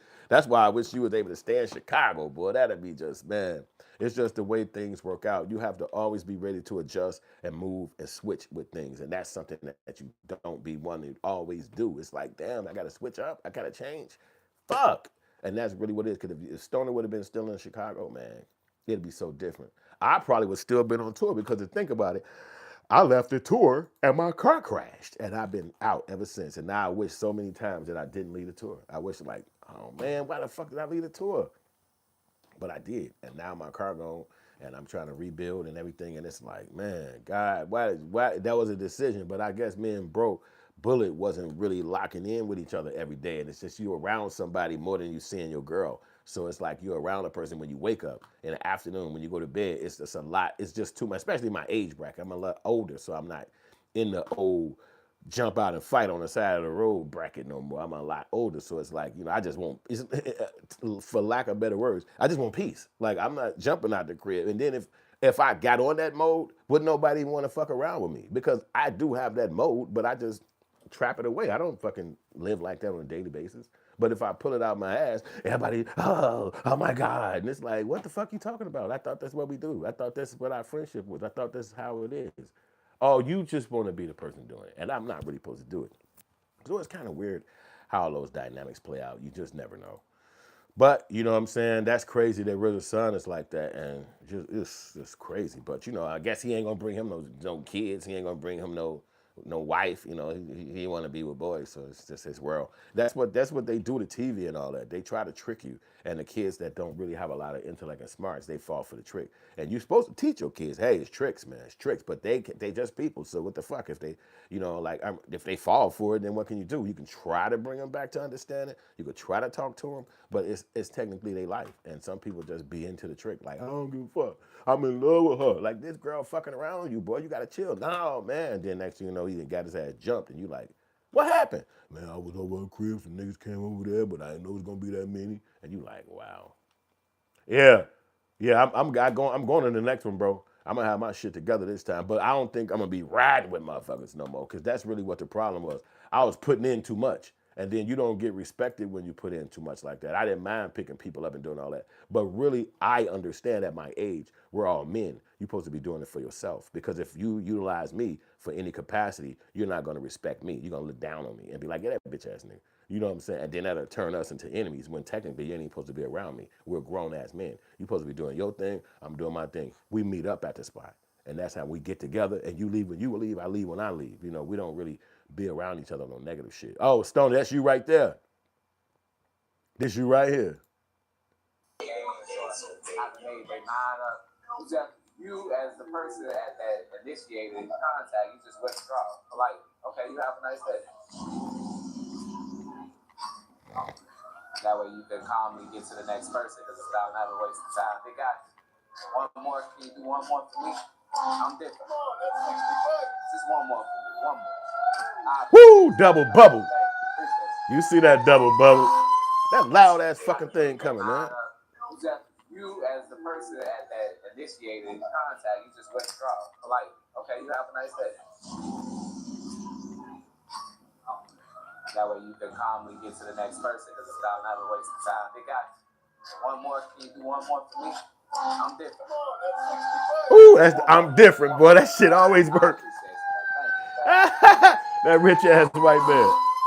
Scream, motherfucking fire, baby. That fire department, nigga, it's hot out there, Stoner. You lit that bitch on fire with that dub screaming, nigga. Yeah, that fire ass cell, nigga. That's what that was. Hey, you noticed that fucking fire thing got loud as hell when you made that motherfucking cell. That bitch started going crazy, like it's going screaming, nigga, because you just fucking again. Don't do that dumb shit. Yeah, that was funny as hell. That motherfucker got to screaming when you made that cell. That white motherfucker stopped and said that. Yeah, but that really be the problem right there, man. So, but you're right, Stoner. The way things kicked off this year make it a lot more easier and flexible, because then you ain't got to be around people's personalities and all that shit. Because we're men.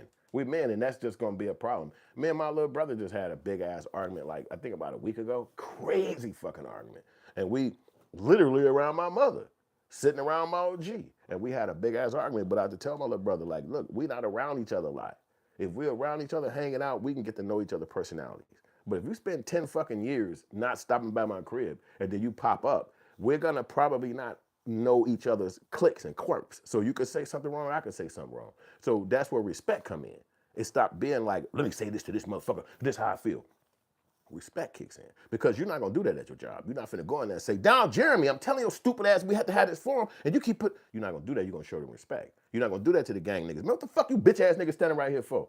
You're not gonna do that because it's gonna be a repercussion. So when you get around people who you think is softer than you, or you think that you got some advantage over, or you just don't have respect for, that's when you get out your body. And then most times, as a man, you're gonna get in the nigga ass because we have to do that. We just man shit. You know what I'm saying? Everywhere you go, anywhere you go, whether they white or green, you have to have self-respect. And who give a fuck about how it turn out? But you gotta goddamn it have that because you're gonna look in the mirror at yourself and feel bad about letting a bitch ass nigga get over on you or a bitch ass nigga play with you. And so that's why I had to move from it because I don't want to be disrespectful to nobody. And I ain't in the mood to get into no fight. This was a blessing to me.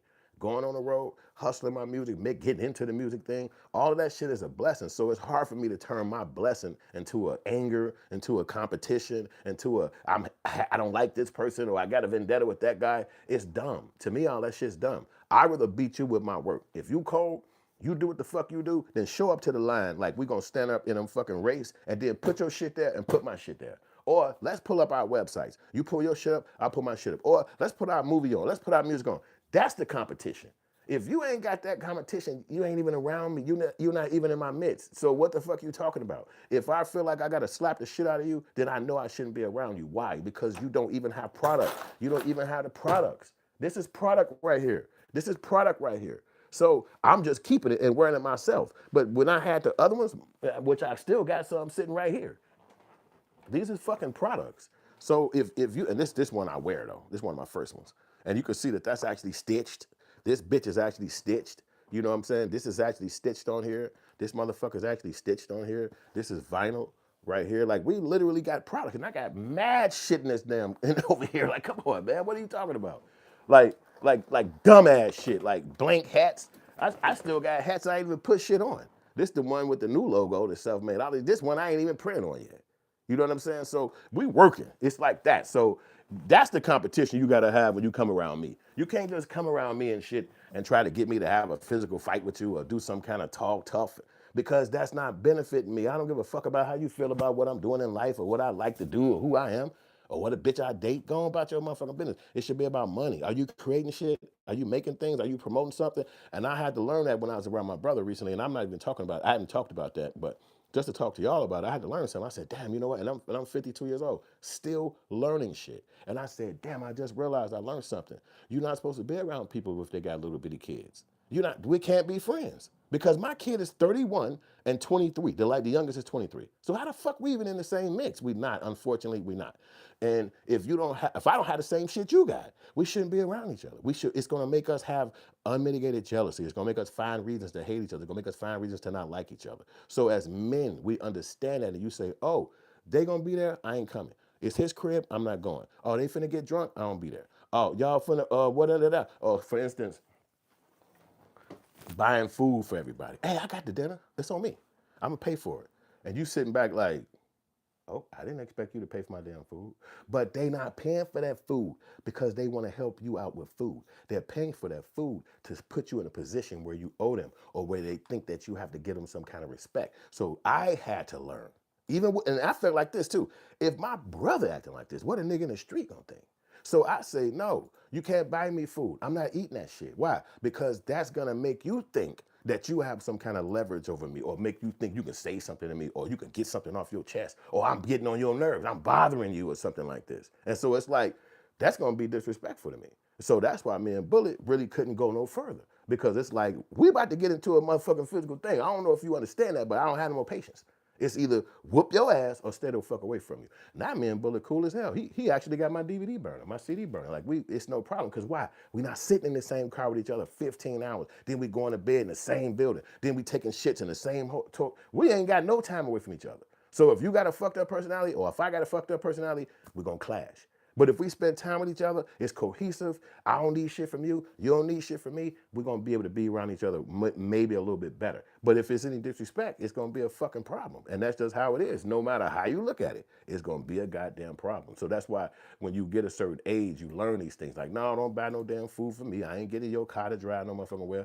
I ain't trying to make you be my enemy. But as we live lives, we can become each other's enemies because of how we dwell around each other. Just like I said, when you're around that hunky at that job, you're not going to get disrespectful with him. You're not going to act like, man, fuck this motherfucker, because you know it's a repercussion behind it. You can't come back to work no more. And you embarrassed. And you got to tell that motherfucker about it. You lost that job because Jeremy said this. So it's a way to respect other people. But if you get around people who you have a little less regard for, you don't give a fuck about how they feel. You're going to say what the fuck you want to say. And if you do that to a man like me, it's going to be your ass. In front of your mama, in front of my mama, in front of the fucking police, wherever you do it is when the fuck you going to get it. So I had to check myself. If anybody making you get to this point where you ready to fire on them or get all great, you got to move yourself. This is what adulthood do. You move away from that relationship. You move away from that personality. You don't get caught up in no shit and now you about to kill a nigga. All that shit's dumb shit. We just don't have the vibe. So I moved on. You do what the fuck you want to do. We grown ass men, but you don't have to ride with me and I don't have to ride with you. And then you get back to your life. And I think that that's really what it turned out. But who would have thunk that? You living around people, you being around people, you think it's gonna be cohesive. I didn't know me and my little brother was gonna get in an argument. But when I measured everything, I like, damn, you never really come around me one-on-one. You never just kick it with me. You always kick it with mama around. But we like 50, nigga. Like, why is mama always around us? Like, that's crazy if you my brother. But he didn't see it like that. He looked at it like, oh, I'm just gonna hang out and do this and the other. It's like, I look at that as a little sense of disrespect. Like, you can't never hang with me. We always gotta be around our 70-something-year-old mama. Like, that don't even, what the fuck is that? So I had to stand tall and say, no, you can't come around me because you think you can talk some kind of way with me because mama's here. And then it's gonna make her have a fucking heart attack because I don't take that shit from no nigga. And that's why I had to get away from folks because I had to whoop this motherfucking ass. And I'm like, that I gotta stop. Why are we even around each other if we finna have these beefs? And then your personality ain't gonna let you stop. My personality ain't gonna let me stop. So we got to stop right now and get on the motherfucking ground and get it in. And folks didn't ever want to do that. So that's why I was like, I got to leave you alone because until you ready to goddamn it, yet your mouth show up to where your ass is, which is what my age bracket is, I can't be around you because I'm not going to have these. And you said that, nigga, I'm finna beat your motherfucking ass or we going to never talk to each other again. So it just happened to be like that. So I moved on. I had to get on my own thing and say, yeah. And you're right, sir. I think it's better off when every man stands on his own square. That's what it should have been. But folks wanted to rock with me because, you was like, it was okay for him to ride, but that gives us too much time around each other. And I just trying to be nice. And again, people take your kindness for weakness. And then it's like, I'm supposed to just be a bitch because you're in the room. It's like, I don't allow that. I don't allow people to do me like that. So it's like, basically, we finna have a motherfucking fight of our life right now. And I had to catch myself like, no, hold on. Dick, bro, is cool. He a cool nigga. So it's just that I know that we were just around each other too much. Because otherwise, we fucking cool. We laugh, we kick it. He been over my crib a gang of times. We kicking it like a motherfucker. So that's why I was like, let's just, you influenced a lot on decorum. Yeah, just, just trying to be around each other and not have it be a unconducive relationship. Because again, I always look at it like when you go around white people, you put on your best face, you put on your best voice, you put on your best behavior. And these motherfuckers held your mother in hostage. These motherfuckers held your grandparents in a neighborhood which they can't make money. These motherfuckers holding you to a punk ass job, but you got to keep paying the water bill and the light bill and stuck with the money coming in half. You ain't even got a full damn check. But you got respect for them. You go around them, smile at they pussy ass jokes. You go around them and laughing at the fuck they going. You even want to fuck a white bitch. So, but when you come around niggas, it's anger, you want to stand tall and all this goofy shit. You just gonna get your head split open. For what reason is that? White people will fucking kill you too. So when you're around your own people, have a little bit more decorum, have a little bit more respect because we your people. You go around them, they will still lynch your motherfucking ass. They'll still laugh with you, drink drinks with you, walk outside and kick your ass in front of that place and stab you and castrate your ass. And you still gonna be coming around to black people like, I didn't know they was gonna do that to me. We knew, motherfucker. So have a little bit more respect for your own. And if you don't, that's still your choice. That's still your business. Just don't come your ass too close around me too long because I'm going to end up saying something to you and it's going to be a problem. And so we might as well stay your ass over there or stay around the white folks or do what the fuck you do. But if you come around me and it's going to be an issue if I got to keep telling you some shit or talking to you. Who the fuck want to go through that? We old as hell. We grown as hell. Like who the fuck would even deal with shit like that? Respect people and you will get respected. Treat people right. You'll get treated right. But if you want to act an ass or be not right to people for whatever your fucking reasons is, it just ain't gonna look good. And them white people who dick you suck, they ain't gonna motherfucking do shit for you. I gotta take a leak for a second. Actually, let me see if I can do it like this. Oh no, I can't do it like that. Yeah, I can't do it like that. So just give me a second. Step outside for a minute.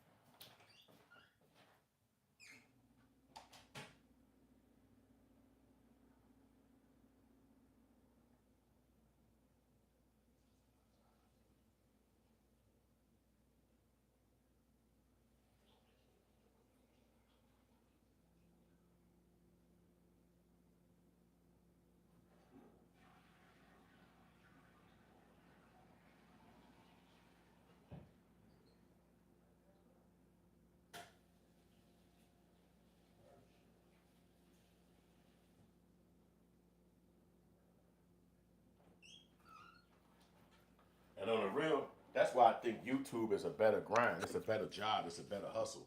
Because what YouTube do is just stop you from having to fuck with other people. You know, if you got to fuck with other people, then definitely you got to fuck with their personality. You got to fuck with, you know, the different elements about that person or people. But you know, if you doing it on your own, if you doing YouTube, you ain't got to fuck with nobody. It's your voice. It's your show. It's your channel. You named it. You talk about what the fuck you want to talk about. So it's a little more isolated. And not to even say that you can't work around with other people, but again, it has to be a level of respect that we automatically put towards each other, because that's what you're gonna do with them white counterparts. You're not finna go around them and threaten them. You ain't finna go around them and act tough. You ain't finna go around them and do none of that shit, because you know they're gonna have your repercussion for your ass. So when you get around black folks, you wanna act out. You wanna act like you this and act like you that. And I just think that's real pussy. I just personally think that that's real pussy. Like, you should be around your own people showing mad love and showing understanding. But it is what it is. What the fuck can you say? You can't really cry about it. You just got to be prepared for it. You know what I'm saying? You just got to be prepared for that shit. So it is what it is. But as far as me go, I'm putting my motherfucking music out here. And we're going to make money off the music. You see the background right there. It's like 7 songs that's viral. And that's how you get your motherfucking money. Because when you sign up on DistroKid, they're going to send the songs to this place. And when they send the songs to this place, which is Facebook and Instagram, they're going to pay DistroKid for every time somebody play your song. So if you see my songs right there and you see my name under it, you can actually play those songs on Instagram and Twitter, and you can it's a benefit for me. The more people play the songs, the more people hear it, then the more motherfuckers play my music, and it's like I get paid for it. Now, do you get $1 million per pay? No. It's probably less than a penny, but it's over time. So what they do is they pay you every 3 months. So it's quarterly payments. So that means, I don't know, January, February, March, you'll get a check. April, May, June, you'll get a check. July, September, October, like that. So it's every 3 months that they pay you quarterly. It's 4 quarters in a year. So that's how you get paid. So that's one of the things, and it's not a lot, but if you see all 7 songs is viral, each one of those songs is a check by themselves. And that's something else to remember. Each one of those songs is an individual song. It's almost like a property. Like that one rapper said, he said it's almost like a property, like real estate. So the album would be the building.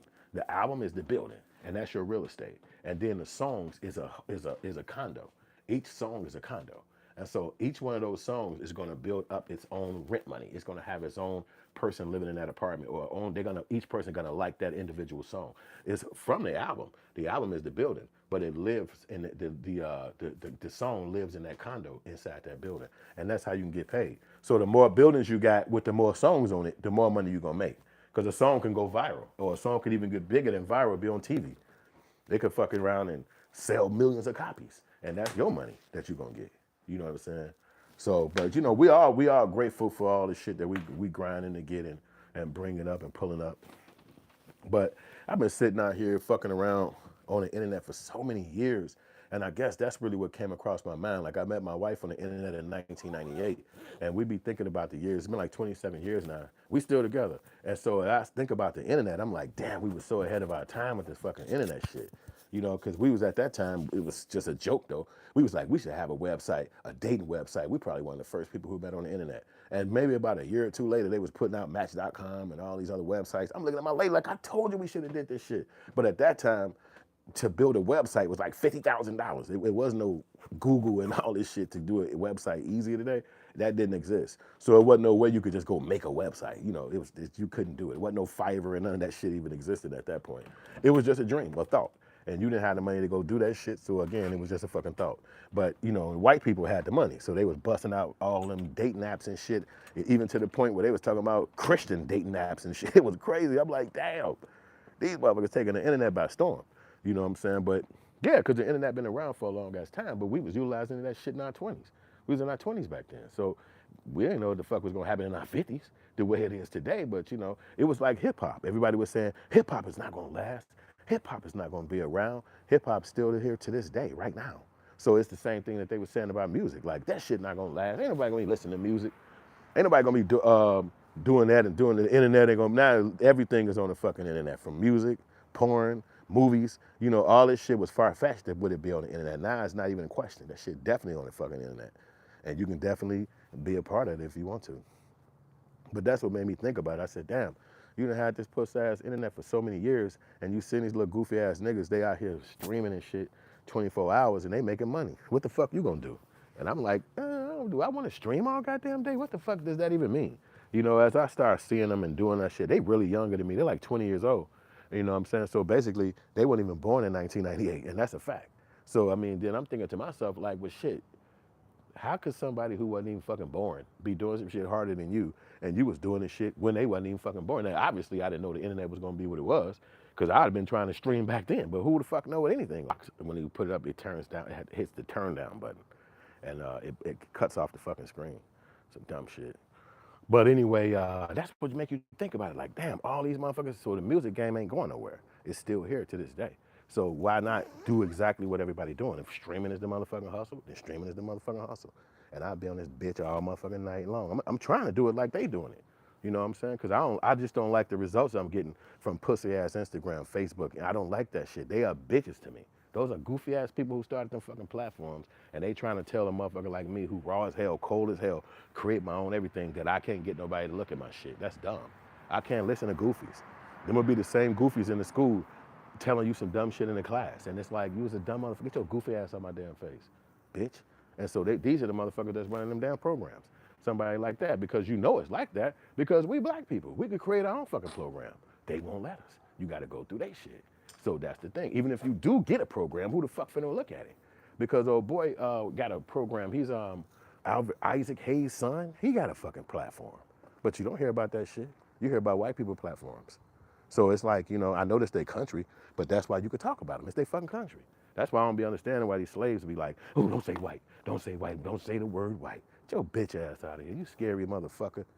Why you scared to say the word white? They don't even describe black people without saying black. The fuck is wrong with these coward ass niggas? But that's why I couldn't be around them. Get your bitch ass away from them. Saying what the fuck I want to say. Period, point blank. And I still get a white bitch if I wanted one. It don't matter what the fuck you say.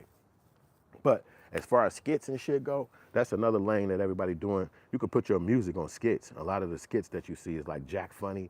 He from Detroit. You got a boy who Unhand Me Now. He from Chicago. I think his name Mojo. You got these other little kid I've been watching on the internet now. He does the blind person and shit. Like he's supposed to be blind and he jump out on motherfucker. So the skits is another way to really pump your music out there and get people watching you and listening to you. And so that's really a good way, because comedy is really fun and it's big. You know, people fuck with comedy. You know what I'm saying? It's like a big thing. So it's like you can probably get your music up there by doing that. Especially if it's not viral online, ain't nobody fucking with it like that. You can do that and it'll still get your music out there. So if y'all do skits and like comedy, that's another way to pump your shit up. You know what I'm saying? Stoner said something. The sun is beaming so hard my fucking eye, I can't even see the screen. God damn.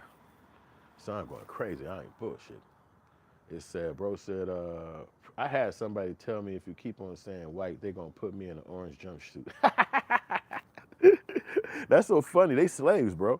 They are fucking slaves to another level. And you would never be able to tell a white person not to describe somebody as black. You would never be able to tell them that shit. They'll be like, get your dumb ass out of my face. The motherfucker's black. They don't give a fuck where you from. Your color is what the fuck they got from in this country. And everybody know that. So if you a pussy and you scared to say white, then get your dumb ass out of here. You just a goofy. Don't matter. I say this shit online. I say this shit to the fucking president. How is the stating the obvious been bad? When the fuck has stating the obvious been bad? That don't even make sense. That's the obvious. Just like they say, it was a black guy. That's the obvious shit. You start looking for niggas. You don't start walking around like, hey, do you gotta say black? So stop all that pussy shit. But you know, it's gonna be cowards in the world, man. You can't really concern yourself about them. They not gonna do shit no way. They're not gonna make no impact. They not gonna fucking make no, never mind. They just gonna be scaries. The scaries. You know what I'm saying? It's crazy, but it's their business. And you say, white people start a fast system, then run from it. A caste system. No, they ain't run from that shit. They just don't want. They just they ain't ran from shit. I think they still fucking with it. The niggas are scared of it. The other culture, because remember, in America, you need white people to make money. So when the internet first came around, when I was about like 2000, 2001, 2000, up to about 2006, they was all saying, if you put something on the internet, you're not gonna get a job. It had just turned. It turned from being free, where you can look at porn, you can look at all this shit, you can just look online, it was free. It didn't have nothing to do with no Facebook, Instagram, none of that shit, no Google, none of that shit. You didn't have to have an email to get on there. Email didn't even exist. So you just basically online looking at whatever the fuck you want to. And then from around about 2000, they had switched from analog to digital. So from like 2000 to like 2006, they went on a campaign right before Google came out with YouTube. Where YouTube, Google didn't own it at that time, but when YouTube came out around 2005, 2006, and I was one of the first customers on that motherfucker because I'm doing fucking filmmaking at that time. And so they was all like, you ain't gonna get a job. You ain't gonna get no job if you got something online. Everybody online, because you used to go look for jobs, and you'll look for a 9 to 5 or a job, and they'll say, you gotta fill out the application online. You got to fill out the application online. It's like, fill out the application online, bitch, I ain't even got no fucking computer. What are you talking about? So they were trying to shoo you away from getting 9 to 5s by telling you to look at everything online. So that's when the libraries would be stuffed with people trying to put in resumes. They was pushing people away from the internet at that time. And then they come with their rules. But if you do something online, you ain't gonna be able to get a job. Man, fuck they pussy ass job. This the fucking internet. And it's the new wave that's happening. Why I gotta be controlled by some pussy job that I don't even got? The fuck is you talking about? So don't say nothing because some white people gonna be uncomfortable. They gonna Google my name. The fuck does that mean? Fuck them. I'm doing what the fuck I wanna do online, bitch. And whoever them hunkies is you talking about I should be scared, they can suck my dick. Except I'm playing. I'm putting my shit up here. Fuck y'all. You ain't gotta hire me, bitch. I ain't showing up there no motherfucking way. And that's how you supposed to have your mindset. That's how your mentality should be rocking. So if I'm an independent and I make my own movies and I make my own music, what the fuck I look like standing in somebody's motherfucking job? But what's that gonna do for me? Waste my time? I gotta talk to some goofy ass person and feel like they saying some shit I need to hear? Get your bitch ass away from me, nigga. But when I craft, when my products come out here, that's when the fuck you need to talk to me. Because I don't want to listen to you motherfuckers tell me shit. Motherfuckers is too cowardly, so don't come to me. I'm my own shit. And I ain't no nigga that just got started last night. I've been doing this shit for decades, and I got the proof right here. For decades, I can go right in the crib right now, and we can watch my motherfucking South Chicago from 2008. And I had one from 2002, but it ain't online, because that bitch raunchy than a bitch. Not like I made it raunchy. The people was outside doing what the fuck they was doing. And that was a time in the world when there was a white dude who was doing it. It was called Girls Gone Wild.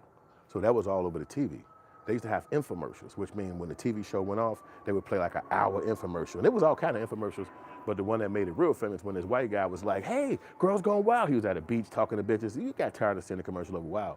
He even hooked up with Snoop Dogg. But that made the people in Chicago be like, we finna go crazy. So when the summer came, we all hung at the South Chicago Park, you know, when they do the car shows and shit. That was like forever. But after he came out with that Girls Gone Wild, I had me a camera. I think this is like about 99, 2000. I bust out with my motherfucking camera.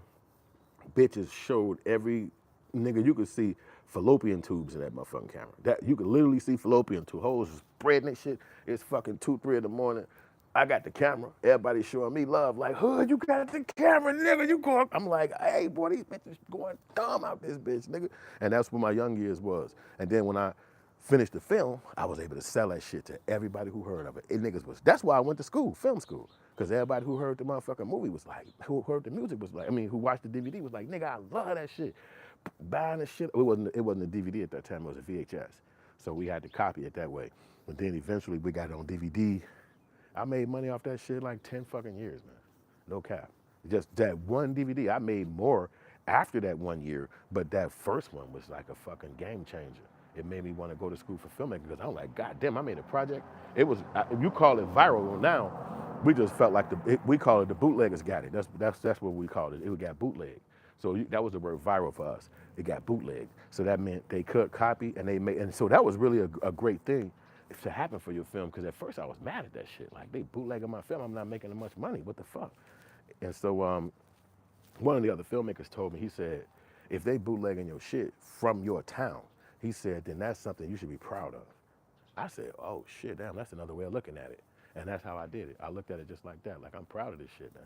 Forever. That's what I looked at it like, I'm proud. These motherfuckers selling my music, and I don't have my movie, and I don't have to be there. And then sometimes I would put a film out. Like, by the time 2006, 2007 came, I went to another park, which is called Washington Park. It's not in my hood, but it's a little bit away from my hood. So I would go to Washington Park, and I would go film. I did the same formula. Bam, bam, bam. Put it together, edit, bam, bam, bam. And then I got out. I was nervous as hell, because this is a new hood. There's new faces. So I got out. I said, I'm going to go up in this bitch. I made the DVD, and I went up in that bitch, because my location on South Chicago had got kind of old. It was like, I'm tired of this shit, man. So I had one of my homies. I'm like, gee, take me up to South Washington Park. Let's go smoke. So while we smoking like 2-3 hours. And then all of a sudden, all these cars kind of filled up around us, like thousands of cars. They riding through. I'm like, wait a minute, they do that shit up here? And he like, yeah, they do that shit up here too. I said, shit, I should film this shit, but I ain't know none of them people. So I'm like, I can't bust no camera. I don't know none of these motherfuckers. But I thought about it. I said, nigga, we be out there at 3 a.m. filming and don't shit happen. It's like fucking 5 in the afternoon. Fuck that. I'm finna bust out. And I filmed that shit. I went to the crib, chopped it up, and I brought it back to the hood. It was on VHS. We ain't had no DVDs at that time. Well, 2006. Yeah, we had DVD by that time. What, did we have to? Yeah, we had DVD by that time. So, because DVD came around by 2002, 2003. And that, my movie for that was called Rape in the Streets. But this is 2006, 2005, whatever, something up in that time. So I went and got the fucking DVD, and I jumped out. I had like 20 of them in my hands like this with the case, the cover. I still got the case in the crib. So I bust out. Them motherfuckers surrounded my ass. I'm thinking I'm finna get fucked up. I'm like, hey, I got the Washington Park DVD. Niggas surrounded me, nigga. I'm like 40 people. I'm in this motherfucker spook. Like, what the fuck? Motherfuckers start pulling out 10s and 20s. Give me one, give me one, give me one, give me one. Nigga, I sold out in 5 minutes. I said, what the fuck? I told my girl, leave. I said, go ahead and leave. Just leave me up here. I'm gonna film after I sell. I sold out so motherfucking quick. I had my pocket so big. I said, hold up, let me jump in that car and get the fuck from out of here. And I went back to the crib. I bagged up some more, DVDs, and I sold them bitches in South Chicago for years, nigga. I think I sold that shit about from 2006 or 2005 to 2008. And then after 2008, I went back to South Chicago in my hood. I filmed some more down there, and then I stopped. I killed that whole thing. I just stopped doing it. And then that was it. But that was what I was doing, and shit was building up my quality in my city, in my hood. And everybody was fucking with me because it was shit that everybody know exists. Like, we all know that it's South Chicago in the hood. We all be there. We just ain't what, it was what it was. So I just made sure I kept pushing my shit. And then the money came and everything like that. So that's why when we had to get online, and it was like I was out of South Chicago, and I was back then saying, well, how the fuck did we get to people? Because digital switch hadn't existed yet. All that really existed was the cell phone. But so you could film with the cell phone, but there was no place to put the footage. So I had got a sign made, and I was gonna put the shit on the wall at the park, and I was gonna say, hey, film the footage and send it to this. Email me this, email it to me, and then I was gonna still put a video together like that. But I didn't do it because the video files is too big, and you couldn't email like that, you know what I'm saying? So it's just, I had to leave it alone because the technology hadn't caught up with the grind.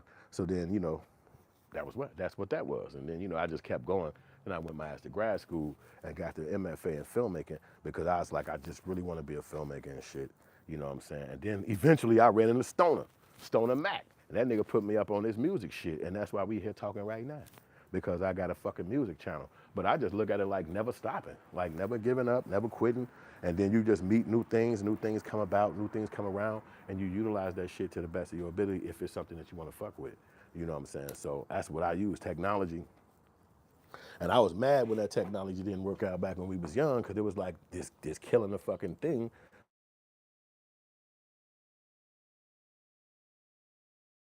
Killing the work, you know what I'm saying? We couldn't really do the work because the technology wasn't there. So now you got the technology here now, and it's like, oh, about fucking time. You had to wait around for the fucking internet to catch up to you, because it wasn't. You had to wait for cell phones, all this shit. We was filming in hood and selling shit in the streets every day, but you had to wait for these cell phones so people could fucking look at your shit. Now they got apps. Now they got these social networks. So when they start telling somebody like me that your shit is not resonating, when they tell somebody like me that people ain't trying to watch your shit, I know that that's a lie. We had motherfuckers watching our shit on the fucking street, in our town.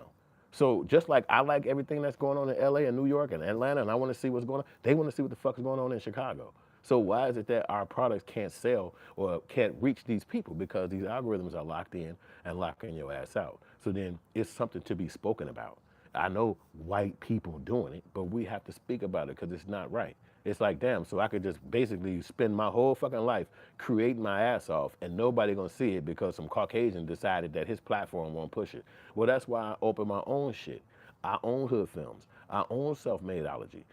So when I put those platforms together where people actually could come to me and directly come to me, and they ain't got to go through Instagram, they ain't got to go through Facebook, they ain't got to go through YouTube, that's really what the grind is. It's not necessarily trying to build yourself up on these other platforms because they're controlled by folks who don't even fucking like you. So the objective is to make it where you don't have to go through them. because they ain't going through us. They're not fucking through no black person to put their shit out here. When Cinemax or HBO want to put a film out, they not riding down to the Crips like, hey, you think we could put this out? They putting their shit out. We don't give a fuck what you think. You ain't gotta even like the actors. You ain't gotta watch the shit. They don't give a fuck. It's up there. And you can zoom right past that shit and won't none of the white people knock on your door and say, hey, you went past our video. What the fuck your problem? They don't give a fuck what you do. So that's basically how our psychology gotta be. You got a notion, you got a product, you got something you want to push out, then you push that shit out. And don't even give a fuck about where it fall, where it land. Just put that shit out. And they're not going to promote your shit. Now they saying that you got to pay for ads and the whole thing is linked into ads. But to me, that's dumb because that's white people companies. No nigga is on there selling ads for his product. We don't even have businesses like that. So what the fuck would I want to go take this shit to some stupid ass hunky to sell Lipton tea or fucking digital dumb shit and it's not something that's mine? You want to, like when they say, yo, put Best Buy on your shopping tab in YouTube. And you're like, okay, Best Buy, this is about to be Christmas. These hunkies want to give you 2%. Two, motherfucker. One, and then they go to the second one. That's what you get for them selling a product on your channel. So let's just say $100. Then you get 20 bucks. No, that's 20%. 2%, you get $2, my nigga. So what the fuck would you be wanting to sell for somebody like that for if they telling you up front, your ass gonna get $2 for fucking with me? What? Even if 1,000 motherfuckers bought it, that still could be pushed up higher where it'd be more beneficial to me. So I don't want ads on my shit. I don't want none of these white ass companies paying no ads. I don't want to get nothing like that. I want the people to pay me fucking directly. You get your check, and just like you go to the gas station, just like you go to Target and Walmart, you don't stop at my crib and then give me the money and then I take it to Target and Walmart. No, you buy that shit direct. And that's exactly what we want as artists and creators. You come to me and buy this shit directly from me. You heard me just do 7 or 5 or 4 songs in that motherfucking house that I made myself, my words, my song. So what? And I paid for the fucking beat, so I own them 100% outright. Every song I got on my back, right? Shorty Got It Close to Her, Desperado, all Cowboy Show, all these are my songs. So I don't want a penny for my shit. I don't want a motherfucker to tell me that it's not worth it because Taylor Swift got a new album or some dumb shit like that. We ain't even connected. I don't even know that fucking bitch. So I don't know none of these fucking people. So I want my shit to get out here just like if I was gonna mac a bitch and I'm finna go talk to a bitch and try to give me some pussy. I'm not finna talk to some other nigga and see what he think or what he did last week or if he know the bitch or if he fucked the bitch. I'm gonna fuck what happened. This is my turn. This is my chance. I'm finna go spit at this bitch and see if I can get her to rock with me. And that's it. It's not gonna be nothing about what another motherfucker got going on. And I think that that's what we need to do. We have to have that independent spirit where we trying to be independent of white people, but it's hard to do because if they notice you first, say for instance, I'm an artist, right? Doing my shit for years. So let's just say I'm a new artist. You've been doing this shit for 10 years, 5 years. So a white person starts to notice you and they say, hey, we like what you're doing. You're not gonna think independent no more because nobody does. Nobody does that. From Smokey Robinson all the way down to Lil Uzi Vert. As soon as a Caucasian say something, then it's like, hey, we signed. And everybody around you going, oh, yes. Even if you're getting fucked in a contract, even if you putting your stuff up and they gonna steal your shit in the future, everybody around you gonna be happy because why? White people finally gave you a chance. White people, even if they stealing, even if they scamming, even if they ain't gonna give you no money in the future because you signed some contract which give all your rights over, nobody gonna care. They're gonna still be happy that you got white people connected, even if it's to fuck you, even if it's to your demise. So to me, these things are psychological warps. That's not nothing that I want to have for me. I want it to be a benefit. I want it to take care of me. I don't want to do no shit and then 5 years down the line, I'm in an elderly home and it's like, well, you got that contract, you must have spent that money fast or something, whatever, it's like, no, motherfucker. Let this motherfucking shit last. Let me take the money and go put it in and build me another spectrum. But they're not gonna do that because the industry of music has changed. So it's now that they understand that black people are the real conduits of creating music. They got that shit down to the wire of a penny. You're not gonna make money like that from music, and it's just where it is. So you have to have other ventures like branding, products, like talking about shit like this on this podcast where we can all teach and learn from each other. You got to be touring, concerts. You have to be fucking doing digital products where you selling something like a auto tune or whatever the fuck you selling that go on the DAW. You have to be making beats. Maybe you do consulting. Maybe you do marketing. It's other elements of music that you have to be in. So it's not just I'm an artist in music. Nowadays, it's I'm an artist and I also control the marketing. I also control the media. I also control the social media. I can control, it's like a 7-layer job. And it's always been like that in filmmaking. But if you never done film, you wouldn't know that. It's always been like that in film, especially independent filmmaking. So it's like you a cameraman, you a director, you a writer, you the fucking PA, you the motherfucking editor, this is just given. Like you don't even have to name those goddamn titles. This is just a given. When you wake your ass up, you're not even finna think about hiring people for those jobs because you got to get the shit done. So you're not gonna hire somebody that's like, oh, I got to pick my kid up. Oh, I got to, man, I forgot to tell you that I had to. You sit back, no, we got to finish the thing. So why hire that? Just go and get the shit done, and then you're done. So you don't even have to worry about what another person got going on. You know what I'm saying? So this is where music is a little different. You just yourself in there. So you can make the music tonight, tomorrow, in the middle of the night, and nobody else is affected by it. You're not really pulling somebody from their life. You know what I'm saying? You're just making what you have because your schedule allows that. You know what I'm saying? So this is the difference with music and movies. You know what I'm saying?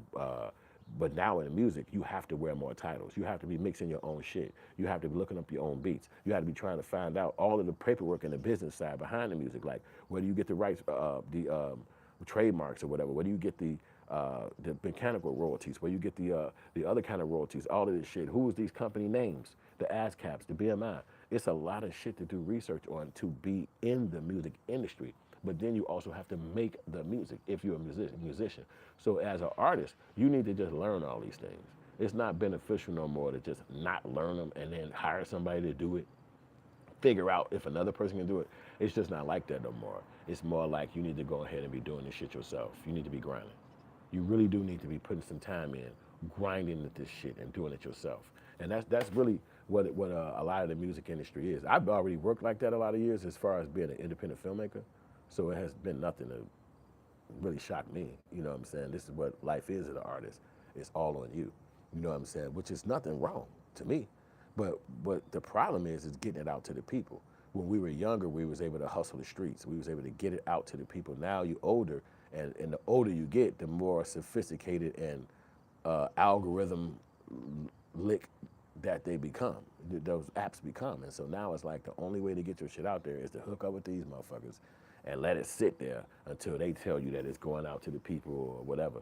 So that de-incentivizes you wanting to keep creating. You know what I'm saying? Because even when I did my movie for Tubi, hell, it took that like 2 years to let it go up. And it's like, why? Like, what the fuck is going on? So if I was doing advertisement for that film, people would have never got a chance to see it. So it's like, what am I putting ads out here for if y'all got a timer on when you're going to put the film up? And you don't know when you're going to put the film up because it depends on how many people sent them in the movies. And with Tubi becoming so big and famous, they got new movies coming in every goddamn day. So then now the question is, I finished my new film. Do I send it to Tubi? Well, I obviously want people to see it, so I should definitely send it to Tubi, but it's got to be another way. It's got to be another way to gain the money without me having to set my shit on the platform and then wait and hope and see if the money coming.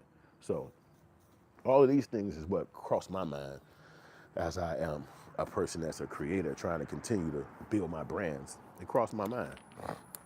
When I stand up, that one will keep doing the same thing. I think it's moving the camera up. That's what's going on. So that's the whole grind that we have to talk ourselves through to make sure we stay on our hustle. And there's nothing to do it. You just gotta hustle. That's why that song Hustle Around the Clock.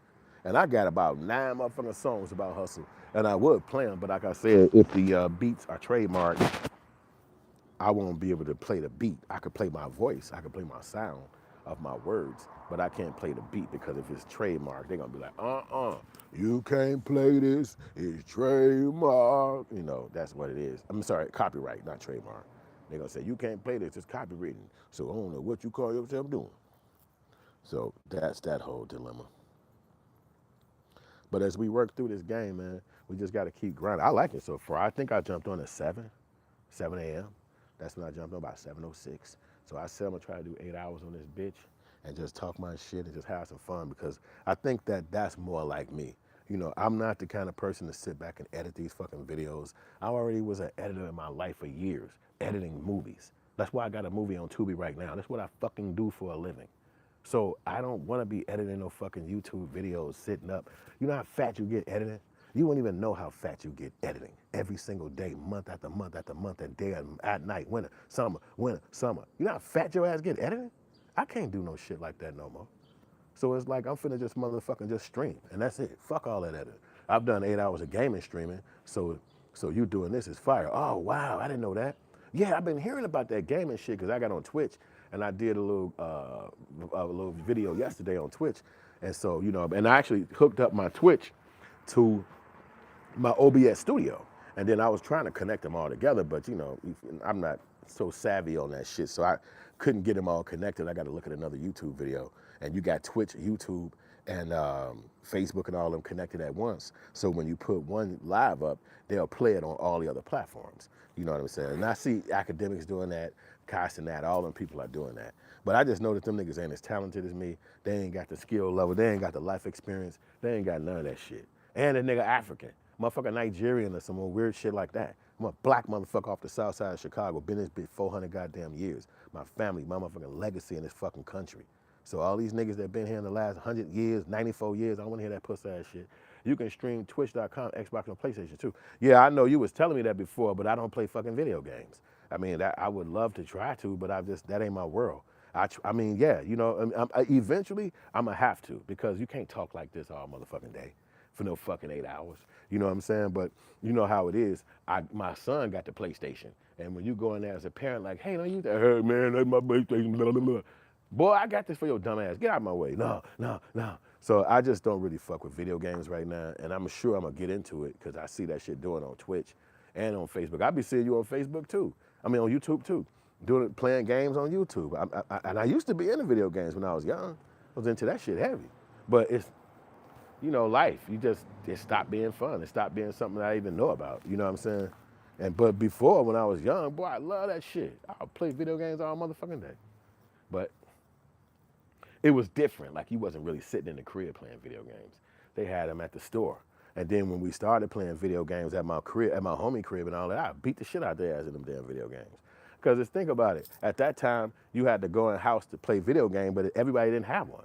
So your homie who had the video game, like today, everybody got a console. But back then, only like 1 or 2 people had the motherfucking console. So, yeah, I am. You said find a dope game, like you throw that in the mix too. Yeah, I am. I'm gonna find me a game. I've been looking it up. They have on their Twitch now where they list all the games and shit like that. I think my lady was saying you could probably play a game that's already on their platform or some shit like that, because I ain't got no PlayStation and all that right now. But I still might try to invest in that, because I know that now. This is a new tripod. So every time I move the phone, for some reason, it's cutting off. It's taking it to that point where it's cutting off and shit. So, but yeah, that's really what it is and shit. So old boy T Greasley, he making a lot of money off of playing video games. I saw that about him, millions of dollars. You know what I'm saying? And I think like they give you your own section where the people can come in there and play with you. Plus you can play your music over there. So now you're building up another income stream off your music, but it's video games. You know what I'm saying? So, but that's cool. I mean, that's a cool little lick. You know what I'm saying? I want to build me a fucking video game. I know you gave me that app Base 44, and I was like, I'm finna put me a video game together for that bitch. That's what I'm gonna do. You know what I'm saying? Like, cause I think that if we creating shit like an app, a video game, motherfuckers could play on their phone, something clever. You know what I'm saying? I got some clever ideas too. I won't say them online, cause the motherfucker with a quicker bank account, he'd probably go do it. But I got some cold ideas. You know what I'm saying? Oh yeah, you said you could play Miss Pac-Man, right? Because that's definitely from my ear. He laughing and shit. You could play Miss Pac-Man, ha ha ha. Nigga, when we was young, Miss Pac-Man was the nigga kick your ass over getting on that Miss Pac-Man game. That was my little sister got addicted to that shit. We had to go around to the place. At that time, they had the sit down table where it was you could look down at the video game, but you sat down and you could look down at it. And they used to have that shit at a lounge, like the lounge where they drink alcohol and play pool. And they used to have that one video game. Now, other stores had real big, tall, stepped up video games. But particularly at that place, they had a sit-down Miss Pac-Man around the corner from our crib. My little sister would go in that motherfucker. She a little kid, like 11. They let her come in there, but then she got addicted. She wouldn't leave. She crying, fight motherfuckers because she don't want to get off the video game. And so that's the first time I started understanding a video game addiction. And I ain't like that. And I ain't like that. And my little brother, he got a little addicted to one called Troll Hunter. That was at like a Zares, like next to Jules, and it was a stand-up one. And you had like 4 people could play at a time. But he got so good at the shit, he whoop everybody's ass and then stay on the game and flip it. So he didn't want to leave the damn store. Them hunkies finna close the store down. And he like, nah, I want to play. Like, you got to go your ass home to tomorrow. Come back tomorrow. Then he need, we had to have 25 cents to play. So that's why I think that everybody's aptitude was so good, because you can't keep getting money to fucking play this shit. So when you get on this bitch, you got to sit on this bitch. Like, I'm so good at this month, I'm flipping this bitch and playing again off the first man. So our life was really entrenched in video games. It seemed like it wasn't because of the day and everybody got the video game at their crib, but video games was so fucking big. That's all we fucking did. You hooped, and you went and played the fucking video games. After you hustle, we hustle. Excuse me, ma'am, can I help you to your car? Oh, sure. And she get $1 or $2, and that's your money now. You up. Okay, let me go play some video games. And they have video games everywhere. Every store, every liquor store, little small bullshit stores. I don't give a fuck where you went. They have video games. No crap. And you was a kid. You didn't even think about pedophiles and all that freaky daddy shit. You just was a kid. Like, I'm fucking gonna play this game. You know what I'm saying? And so, but we did that growing up. You know what I'm saying? Now, today it's online, and I think I want to try, because when I learned about T. Grizzly, I wasn't doing music. I was just learning about what he did, but I never did no music in my life. And so now it's like I learned about him, and I am doing music. I know that making music and having a video game, it's just necessary. It's like stoner, like you doing. You already did that. You already got it. You know what I'm saying? So it's like a necessary. And I will play Miss Pac-Man. I wouldn't give a fuck, because that's really the only one I know. I can't play Fortnite. I can't play Minecraft. I can't play Call of Duty or some shit. I can't play none of them damn games. You know what I'm saying? But I fucking will play Miss Pac-Man like a motherfucker. Matter of fact, they got Miss Pac-Man and Centipede on Netflix now. They actually have a section on Netflix where you can play video games. So if Netflix is doing it, and it's literally on any Netflix, if you pull your Netflix up, it's a segment on that motherfucker for video games. And they're saying at Netflix, you ain't just got to watch movies. If that shit boring, play a video game. And Centipede is on there, which is a game for my youth. And Miss Pac-Man is on there, which is games for my youth. I said, damn. They even got an Asteroid on that bitch, which is a game for my youth, but it's their version. And I'm like, wow, they pulling out all them old school games and putting that shit on here, because they know we play that shit and they know we gonna know what they are. You know what I'm saying? And y'all probably be too bougie for it. So it'd be like, all right, what, pay me if you don't get the fuck out. I ain't playing no goddamn game on no damn Netflix. But for us, it's like, oh, look what the fuck they got right here. You know, it's like, hey, I grew up on a Street Fighter and Tekken, and those were the last era of the stand-up gaming streamers. Yeah, I used to play Tekken. I used to smoke their ass on Tekken, boy. That was an easy one for me. Them niggas tried to play me with Tekken. I used to kill their ass, boy. I'm telling you, we used to beat, and it was another one we used to have called Sword, something about Sword. It wasn't Liquid Sword. It was something, Sword of Destiny. That Dynasty, Sword Dynasty. That's what it was, Sword Dynasty. We used to kill these motherfucking games, man. We played that shit. I'm talking about 23, 21, 22, like that. We was very, very young. You know what I'm saying? 15, 17, like we was young. You know, you go to your homie crib. Soul Calibur, that's it. You said that motherfucker, yup, that's it. I knew I couldn't remember the name, but and then there was another one, something called Dynasty too, but I can't remember what that one was. But they was the same kind of game. The Sword Dynasty and Soul Calibur, they were the same game. It basically just different characters, but they played the same. And so I used to murder niggas on that shit, man. We used to have fun. That shit was fun. Now if they got them games on there, I know those games. I know Soul Calibur, I know Tekken, so I could actually get on there and play them. You know what I'm saying? And then I'm sure they probably got those on there. But that would be something I would do. And then eventually I probably will learn all that Minecraft shit and Assassins and shit, whatever, Solar, I don't know what the fuck they call them, but you see some of them over time because your kid always be interested in that shit, so you do see them sometimes. Because I'm going to tell you, when I had my son, my youngest kid, I was 29. So he was born in '02. So in '04, they came out with a video game that I liked, and it was called Warriors. That video game was about a movie that came out when I was a very young kid. So when the movie came out, the video game came out, I went and bought it the very first day because I was like, I know this motherfucker. Matter of fact, I think I bought the Xbox just so I could buy the damn game. And then we went to the crib, and so my son was a child, so I had to get a Batman, so he was such a little kid. He just liked to see it. You know, he couldn't play it, so he just liked to see it. So I had to play the video game for him. So he'd be sitting there, he couldn't understand that shit. But if I didn't play the Batman, he started crying, screaming and shit. So I'm like, got to cut the video game on, and I'm playing Batman. I'm nodding the fuck off. And every day he wanted this. And he would sit there and watch me play so he grew up from 2 till around about 5 years old, and then he was able to fucking start learning that shit. And then you would hear him crying in the front room. Like, what happened? Man killed me, my man died. I said one day he gonna get good in this shit. So he would keep going back and playing them fucking video games until he got good. He said Warriors was crazy. Yeah, that shit was, boy. I learned about the movie after the game because I was so young. Yeah. Yeah, it's funny how it worked like that. You know, we were such young kids. I never thought they would ever make a Warriors video game. It shocked me. But then they did. And so that was the one time when I got into video games. I said, I don't give a fuck. I'm getting this. I had to be like about 4 or 3 or something like that when the movie came out. So I saw it when I was a little older, but it was like one took over the whole neighborhood. Everybody talked about it. It was such a big ass impactful film. So when they had the video game came out and they brought all the characters from the movies in, we was all watching that shit like, yeah, this shit was crazy. So I had to play them video games for my son because he was too young and he get mad like, man.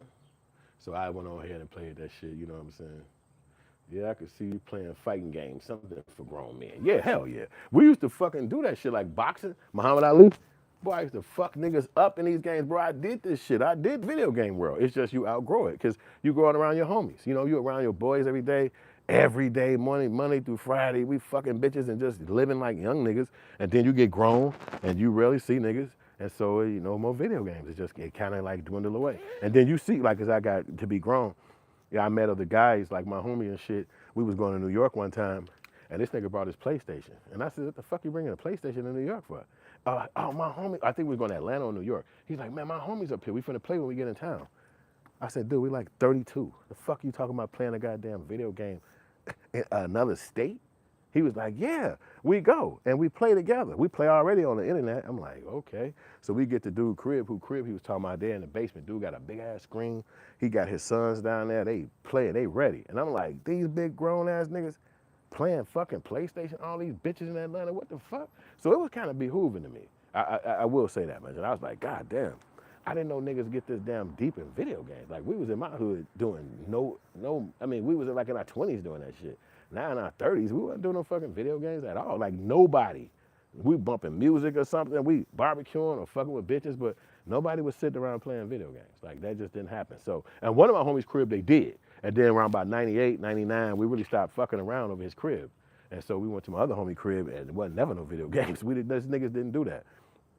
So, but nowadays it's such a big thing. You know, it's such a big ass thing. It's like you got to do it, especially as an artist, as a creator, as a musician. You get your ass on there. I got a Twitch, and I'm finna. It's Hood Films, but it's 2 S's at the end, cause I think I opened up a Twitch a while ago, and I never stuck with it, so I can't get the username back. But I got 2 S's on it, Hood Films, and that's what I didn't do a Yusef 2 Times, but I should do a Yusef 2 Times, cause that's the rap channel.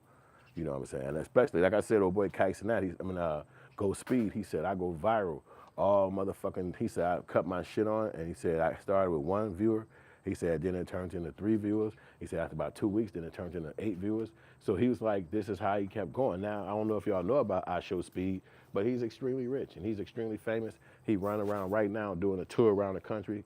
You know what I'm saying? And he's when you see the kid and get to know him, he's really down to earth and cool. So you'll fuck around and like him. So, Steve-O said, you'll be surprised how diverse the gaming community is. There's a lot of gamers, girls not selling a sex appeal on Twitch and YouTube. The girls not selling a sex appeal on Twitch and YouTube. Yeah. And that's cool too, because, you know, you see that on Facebook. I remember when Facebook would never show no shit like that. Now you look at Facebook, it's literally coochies, big fat monkeys right in your face. And it's like, what the fuck? I'm thinking to myself, I said, they found some glitch in the system and they know how to get behind the scenes and do what the fuck they want to do. But that's what the fuck was happening, because you don't see that shit all the time, where you see naked hoes on Twitter and shit. That's rare. You know what I'm saying? Super rare. You know, on not Twitter, I'm saying Facebook. Now you seeing that shit. Big vaginas, these bitches trying to get fucked, and that's what it is. You know what I'm saying? So, but I got a new brand and shit too, man. Tell y'all about my new brand. You're gonna be seeing it. It's called Hip Hop News Buzz. So Hip Hop News Buzz is a new brand that I got. I've literally had this brand since 2011. That's a fact. But I wasn't branding heavy at that point. I had Hood Films, but I wasn't branding heavy. I just knew that I liked this brand. But when I started the brand, I bought the website, and it was slightly different on the name. So I bought the website, and I said, bet. I'm gonna hold it down. But at that time, I didn't understand that the monthly payments and shit, and they'd take your website. So I never kept playing for the website. So they took my motherfucking website for hip hop news buzz, new showbiz. It was called hip hop showbiz at that time. And so I was like, damn, they stole my motherfucking brand, man. Somebody bought the damn email. The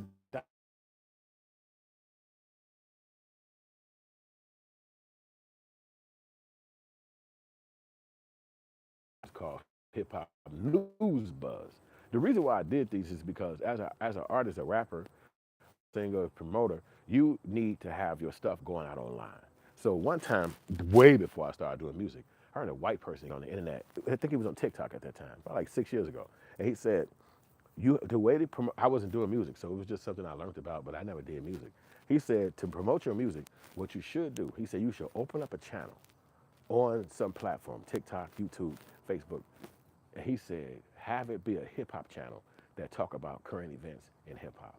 Then when you talking about current events in hip hop, you're gonna get people following you. He said, then you slide news about yourself. You slide your music video in there. You slide your stuff. He said, the people gonna see that this page is about hip hop and things. So when they see your stuff pop on there, they're gonna associate you with a successful rapper. They're not gonna look at you and say, he must be the owner of this page.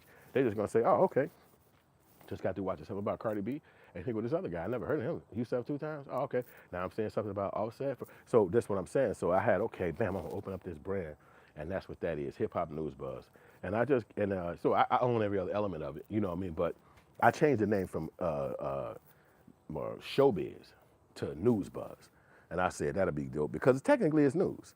You know what I'm saying? If we talk about everything that's going on in the industry, and that way I could keep Hood Films channel talking about money. Because a lot of times when you on these channels, if you talking celebrity talk, they don't want to give you a lot of money. They don't want to hit you with no dough because they don't think that celebrity talk is going to go no further than the conversation of the celebrity. Like nobody's going to buy nothing on YouTube. Nobody might not even watch that video again. After that celebrity gets out the news, don't nobody give a fuck no more. So that's why they said, try to promote yourself on a different channel and don't just talk so much about celebrity gossip. You know, they don't want to pay you for celebrity gossip. That's understandable because that shit don't resonate too far. You know, it's crazy when you lock yourself out the crib and shit, right? And you just in the backyard, like, what the fuck I'm locking myself out for? Ooh, I'm starting to get hungry. I might need my smoothie after all. Nigga might need that smoothie after all. I'm starting to get hungry around this bitch now. I'm out of weed, which is a problem. But that's my first day out. First day out.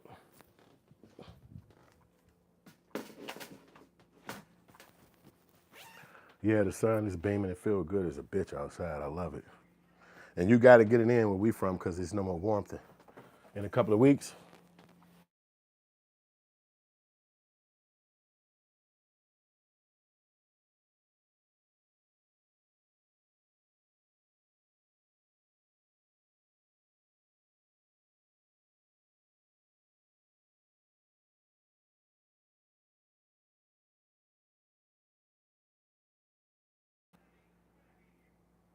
Yeah, that's what it is. I keep wondering why the damn thing is cutting shit off. It keeps slipping.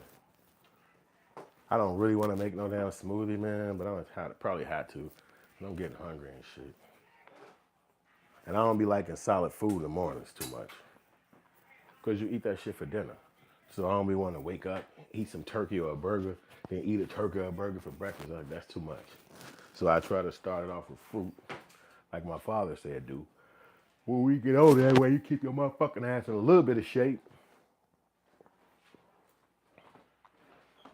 So where my motherfucking smoothie bottle? Do I got some shit already? I only see one. No, I don't think I got no smoothie out here. Get some motherfucking smoothie shit. Motherfucking smoothie shit.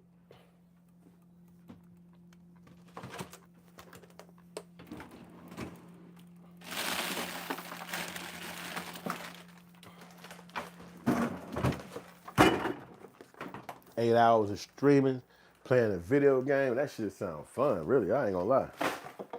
8 hours of streaming, but playing a video game. Like, can you do that? Like, damn. I wonder what game would it be. You gotta really like that game, though. Some of that shit be so confusing just looking at it. Like, I wouldn't know what the fuck going on. I just wouldn't. Be like, some of this shit be confusing to me. It's like, man, what the fuck are they doing in this video game, man? I don't understand that shit. But I will. Soul Calibur, baby. Yeah, I remember them games, boy. I love to play that shit today. Damn, man. Couple of dishes in there. Like 6 little forks and spoons and shit. All right, I'm talking to y'all. Let's see what's popping on the inner niggers. The inter niggers. What the fuck going on here? The interfucks. Interfucks. I would play my black shit, but this might scare y'all here. Professor Black Truth talk that black shit. He talk that black shit. Y'all might be scared hearing him talk.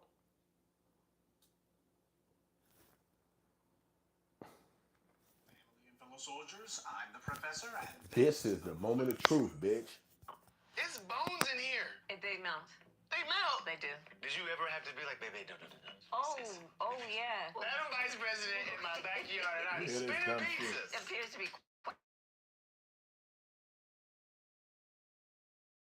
I saw that. Did it surprise That's our people around president. you how much you share? Yes, it did. You don't need to wash your chicken. What? It's just important that it's pronounced correctly. That's all I have to say. Man, Cisco, you're going out sad. Every time I see this woman, when she's talking to black people, especially if they're supposed to be in the media, she's always talking about food. And she's usually getting it wrong somehow. Collard greens in the bathtub, anyone? But it goes to show that this is what Democrats think of black voters. All of that shuck and jive, step and fetch stuff. Oh, these simple Negroes. You don't have to talk about policy with them. There's no fear of that coming up. Instead, you go ahead and you talk about some watermelon and chicken. That's how you go ahead and get on their good side. That's all they're good for. And sure, the audience for the breakfast schlubs is like that. Food is in their name. But for those of us who are adults, this kind of crap is a joke, but not a funny one. And as for this Evans character, can't say that I've ever heard of him before, but I can tell that this is what happens when that gig on RuPaul's show doesn't pan out for you. First the shade room, now this. This is the class and caliber of individual who Kamala Harris is trying to pal around with these days. You can tell that she's still pining away in the desperate hope that maybe she can run for president again in 2028. She knows that she still has zero support from the black community, definitely none from black men, so I guess having a girls' night out with a goofy individual like this is supposed to be her idea of black male outreach. She's doing a sit down with some zesty podcaster. She eats French fries. I'll bet she thinks that that's soul food. And she laughs that witch's cackle of hers while making some lame one-liners and whining about how great things would have been if she had become president. Never mind the fact that the entire reason she's exiled back to the private sector is precisely because people hated how things were with her in the White House. She didn't listen then, and she's still not listening now. This is what Democrats are doing in their attempts to try to lay the groundwork for the 2026 midterms. Yo, if y'all don't know what I'm listening to, this guy named Professor Black Truth, and he like a black dude that be talking about black issues and all that shit. He on the internet, Professor Black Truth. Y'all fuck with him. His show called Moment of Truth. And the reason why I listen to him is because the guy know how to say words. You know, you might heard words and shit like that, and you know how to speak, but he know how to really break them fucking words down to say what you would be thinking, but you don't know how to say it. So that's why I listen to him, boy. And he talk about Kamala Harris and some dude she around. I don't know who the fuck dude is, because I don't follow that weird ass bitch. But you know, that's who they came out with to try to run for president with. And it's just, you know, I'm not interested in none of them weird motherfuckers. That's just me, though. But, you know, I'll never vote for no Democrat motherfucker in my life. And I'm not no damn Republican. I just know that they don't like niggas. And they try to hide it like they do. But as soon as they get in charge, all the negative shit happens. You know, if you think about it, Puffy was locked up, P. Diddy was locked up during the Democratic run. So they just don't fuck with niggas no matter how much you might want to fuck with them.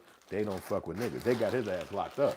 And Puffy was like, he was about to start a black, what they call them things? Like a black, like a thing so we can all come together and vote and do all this old shit. This is what he was starting a black political party. He said, I got all the money. I'm finna put the money behind this black political party. And that nigga was in jail within motherfucking 4 months of that talk. And his YouTube, the video's still on YouTube. You ain't gotta take my word. Just put that shit in there. P. Diddy Black Party. And then it'll pop right up about him saying that he's opening it. He said he gonna put 500 million behind it. Or whatever he said. And it didn't work out. His ass putting 500 hours in the damn jail cell. So white people don't play that come against us type shit.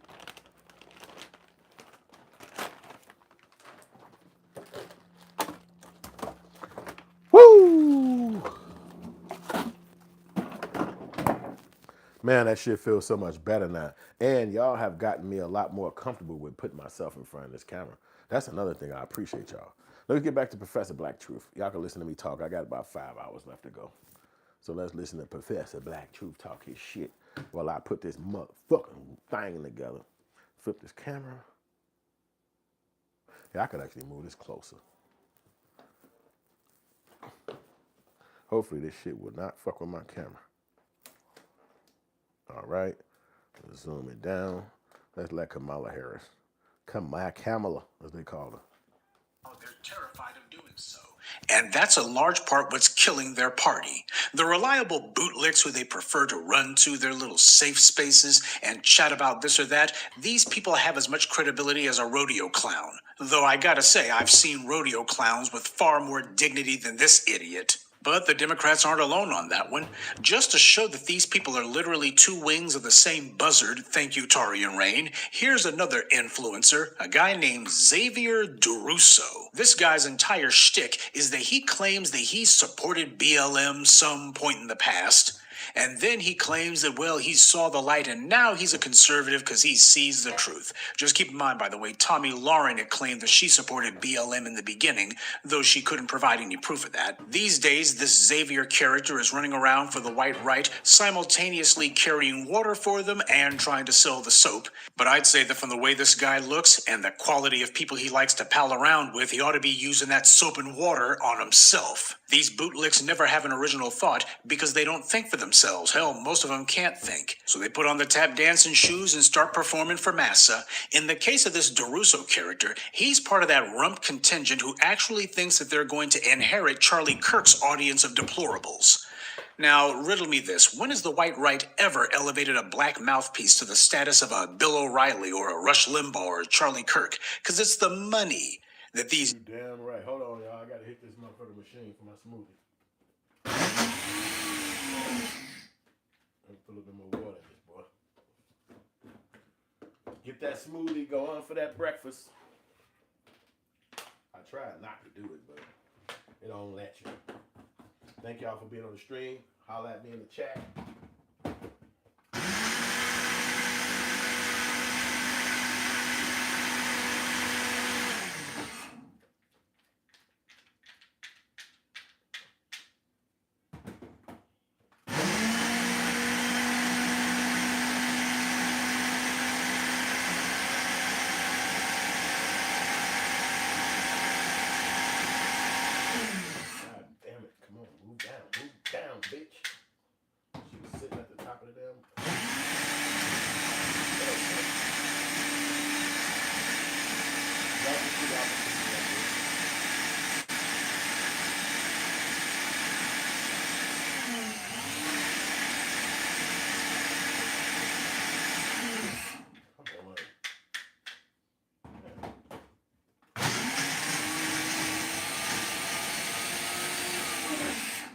Look like I need more water in this damn thing. It won't just work. So I'm gonna add a couple more strawberries to this bitch. Yeah, I do. I do. Need more water. More water, more hustle, more water. Y'all water. More hustle. All right. Put this shit in here, tight.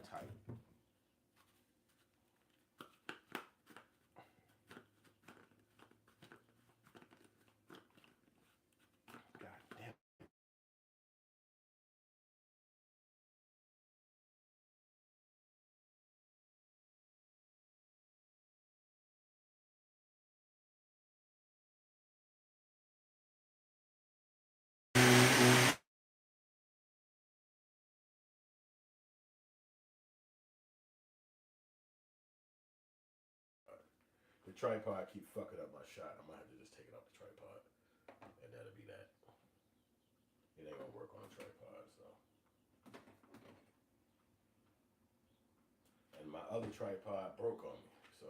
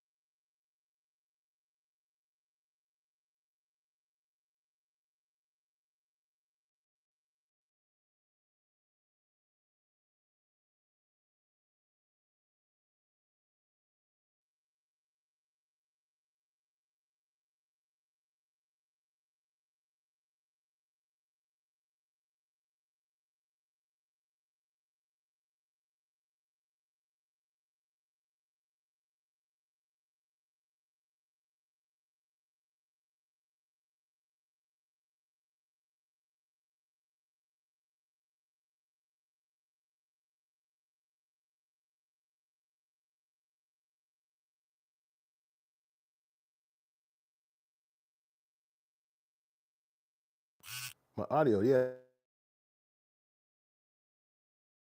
Oh, this pussy shit trying to slide on the boy. But I could put this on here. That's what I do. Take it off this goddamn tripod. Put it right here. And set your ass right there. There you go. Now let me take this motherfucking jacket off because the sun's beaming on my ass. Ah, shit. All right, matter of fact, this microphone finna come off of here too because I gotta charge this shit. This shit don't motherfucking charge itself. That's another fact. You gotta charge all these damn machines. At least we got 3 hours or something like that. 2 hours. Yeah, I used to think that not doing it was the move, but it's not. That hunky ain't gonna give you shit. He trying to make you motherfucking do this shit like a 9 to 5 when it's really just the fucking internet. You supposed to be free at this shit. And so bitch niggas be like you shouldn't be free, but I don't agree with that. You're supposed to be free with the fucking internet. It's just the damn internet. You put yourself out there, people get to it. Like when I met my woman back in the day. But when white folks get in charge, they want to control shit, and they want to make sure they got a dime and a dot on every motherfucking body in this country because that's how they set it up. So I can't play that game. I need to get my ass out here. You promote my motherfucking shit. Let the world know it's out here. Simple as that. I was patient enough for these hunkies. They had enough time. They supposed to been gave me a slot, but they want to play games and shit like I gotta come miss out and let the bitch niggas get on. That ain't gonna never happen with me breathing. Never, nigga. I'm taking the bitch over because I know these niggas is untalented goofies. Look at my motherfucking songs viral right now. 1, 2, 3, 4, 5, 6. 6 songs right now on the goddamn platform. How the fuck I ain't putting my name out here? You bitch ass niggas could never make no music like this. That's a super fact. So I gotta make sure you niggas know I'm out here.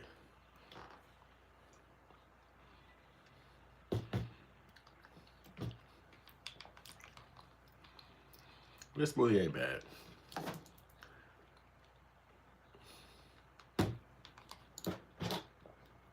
Definitely could taste the cinnamon.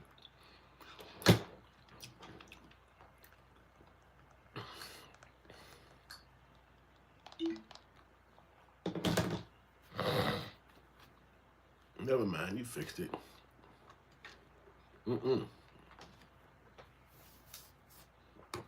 They got my views down to the ground. 115. They wild.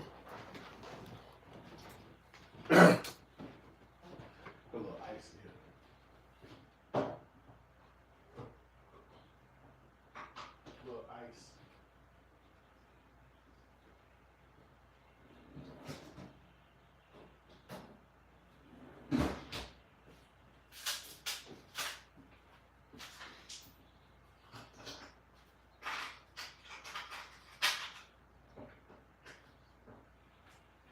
GC, grown kids, nigga.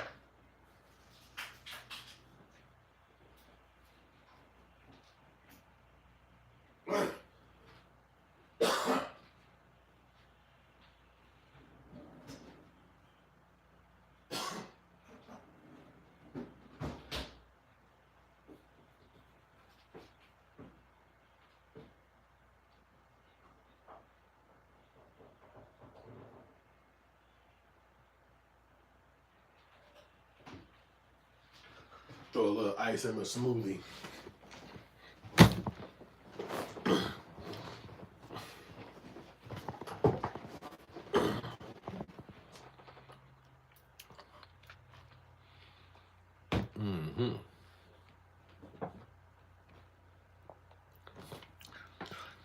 Check this damn thing. Live stream. We got a like. And I also control the market. I also control the media. Okay, I'm gonna vote. We had 67 said they do you create products and say yes. Other people said no. That's long enough on that poll.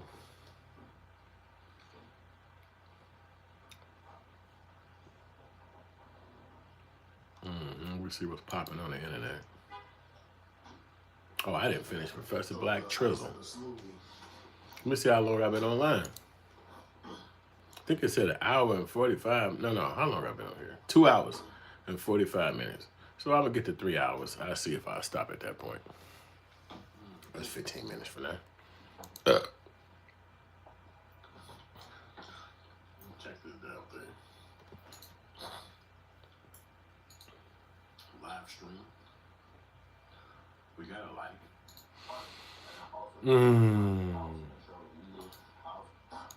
Let me see what's going on with Mona. Vote. We had 67 said they do you great product. Say yes. Good. We working, man. Our sound working. We charging up too. So let's go back and see what the fuck Joe Budden got with that bitch. Mona. See, that's expression right there. Bitch. I like to express myself. I'm gonna work these hunkies' job if I can't do that. God damn. Have you spoken to Melissa Ford? Is she coming back? I'm not up here to be interviewed about Mel. That's right. I'm not telling y'all nothing about Mel. Mel business is Mel business. What is the confusion about Mona and Mona's start date? And what does that have to do with Mel and Mel's business? Dory was asking if there is some kind of coincidence or correlation between the start date and Mel being gone. No, there's not a correlation. But what else? What else are we confused about? So about why is Mel's Mel absence never been and back? Mona's start date? Why is Mel not back? Joe, do you think DM Mel? her on Instagram and ask her. Well, God damn. Joe, have you They spoken quiet to about it. Melissa Ford? Is she coming back? I'm not up here to be interviewed. He being a bitch about it. that's right. I'm not telling y'all nothing about Mel. Mel business is Mel business. He being a What is the bitch about it. confusion about Mona and Mona's start date? But he hit him over the head. He said, go ask that bitch. Don't ask me. Was asking if there is some kind of coincidence or correlation. Nah, between he the told start all date. they ass the real. Don't ask me, motherfucker. Ask her. Go to that bitch and ask her. Don't come at me. And these motherfuckers quiet. They don't want to do that. They keeping that shit quiet. They no. You want to know if that bitch is working here? Go ask her. Right on Instagram, shit. Answer your ass. But he ain't trying to put her business out there and make her look foul or nothing like that. So I respect that. But at the end of the day, you got niggas want to know. Motherfuckers trying to find out. Like, whatever happened to that bitch?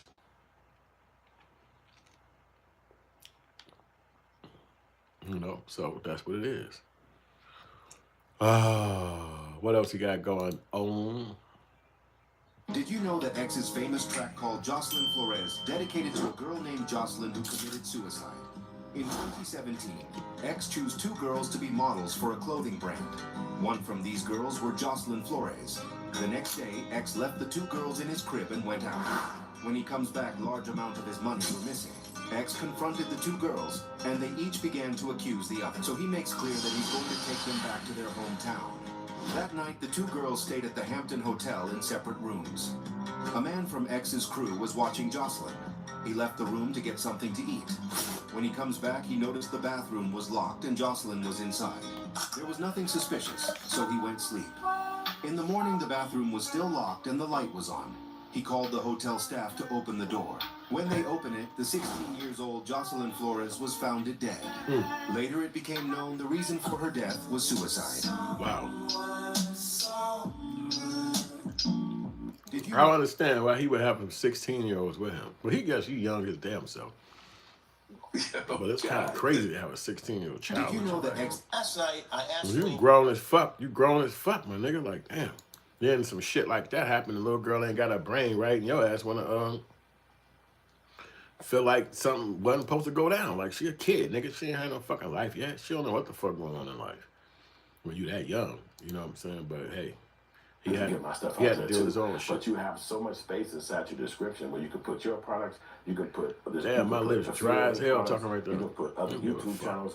It's a lot of area where you can work inside. That means like 5,000 characters that you can use to be inside the description area to put your information up there. And people do read descriptions. You know what I'm saying? So it'll be a good way. Yeah, let that nigga talk.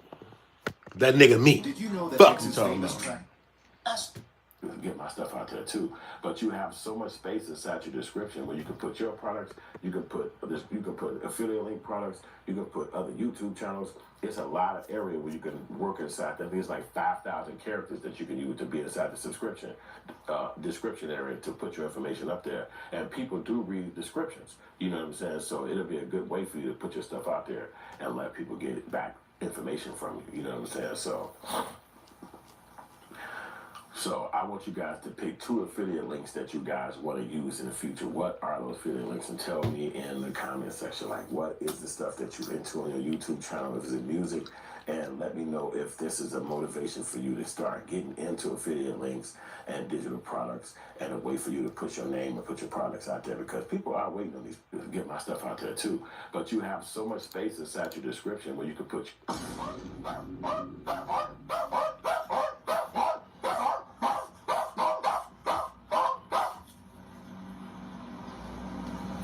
You talking about being motivated by a kid. Grace. Come on, Speed. They be doing some shit, they young.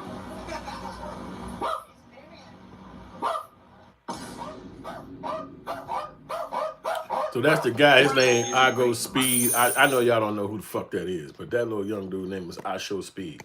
So he's a blogger, a person that's doing that does what I'm doing right now, where they cut the camera on, they don't cut it off. They film themselves, and they just do all kind of shit. Well, he's been doing it for a while now. I think he's like 21 or something like that. I think he's 20.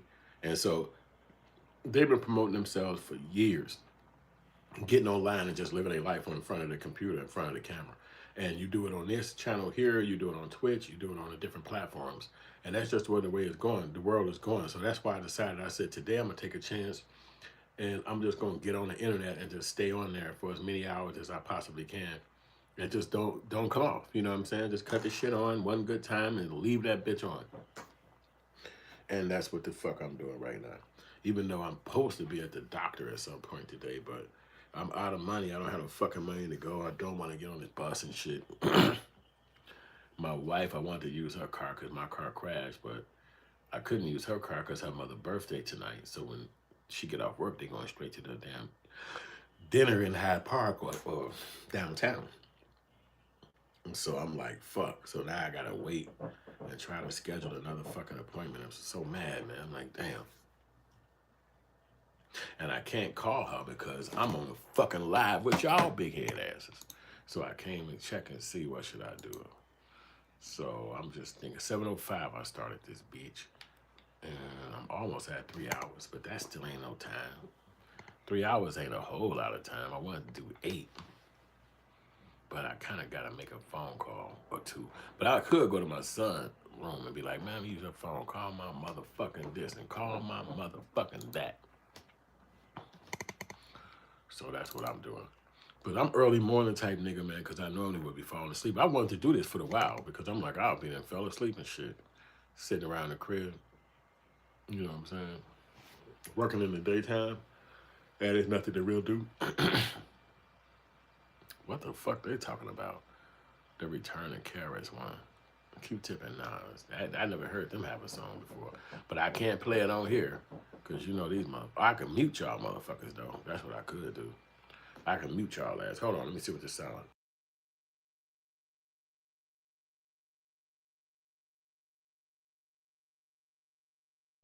Well, I gotta wait for this stupid ass white commercial to go off. Things slow down. It clears me out.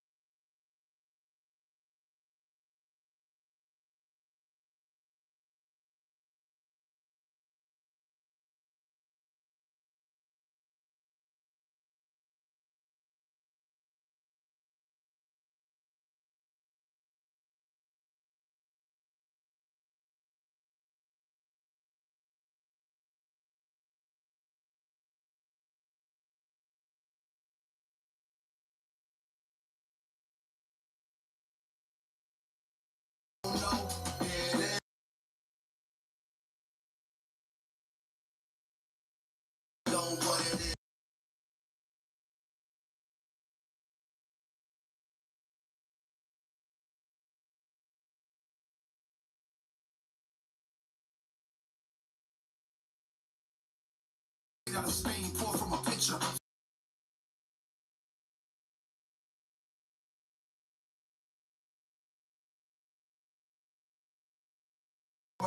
It's Brunelli Cucini when the suits are double red.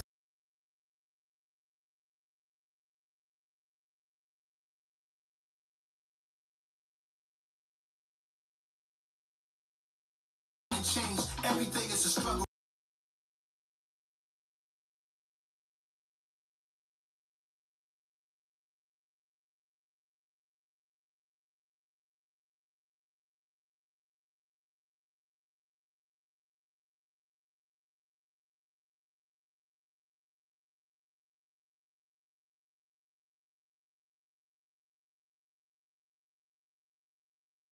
Know what it is.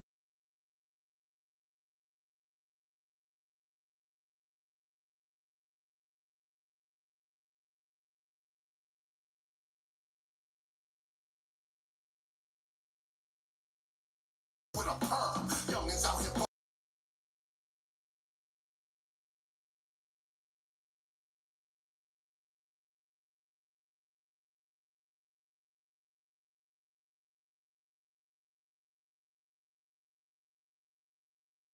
Whenever we touch, we want the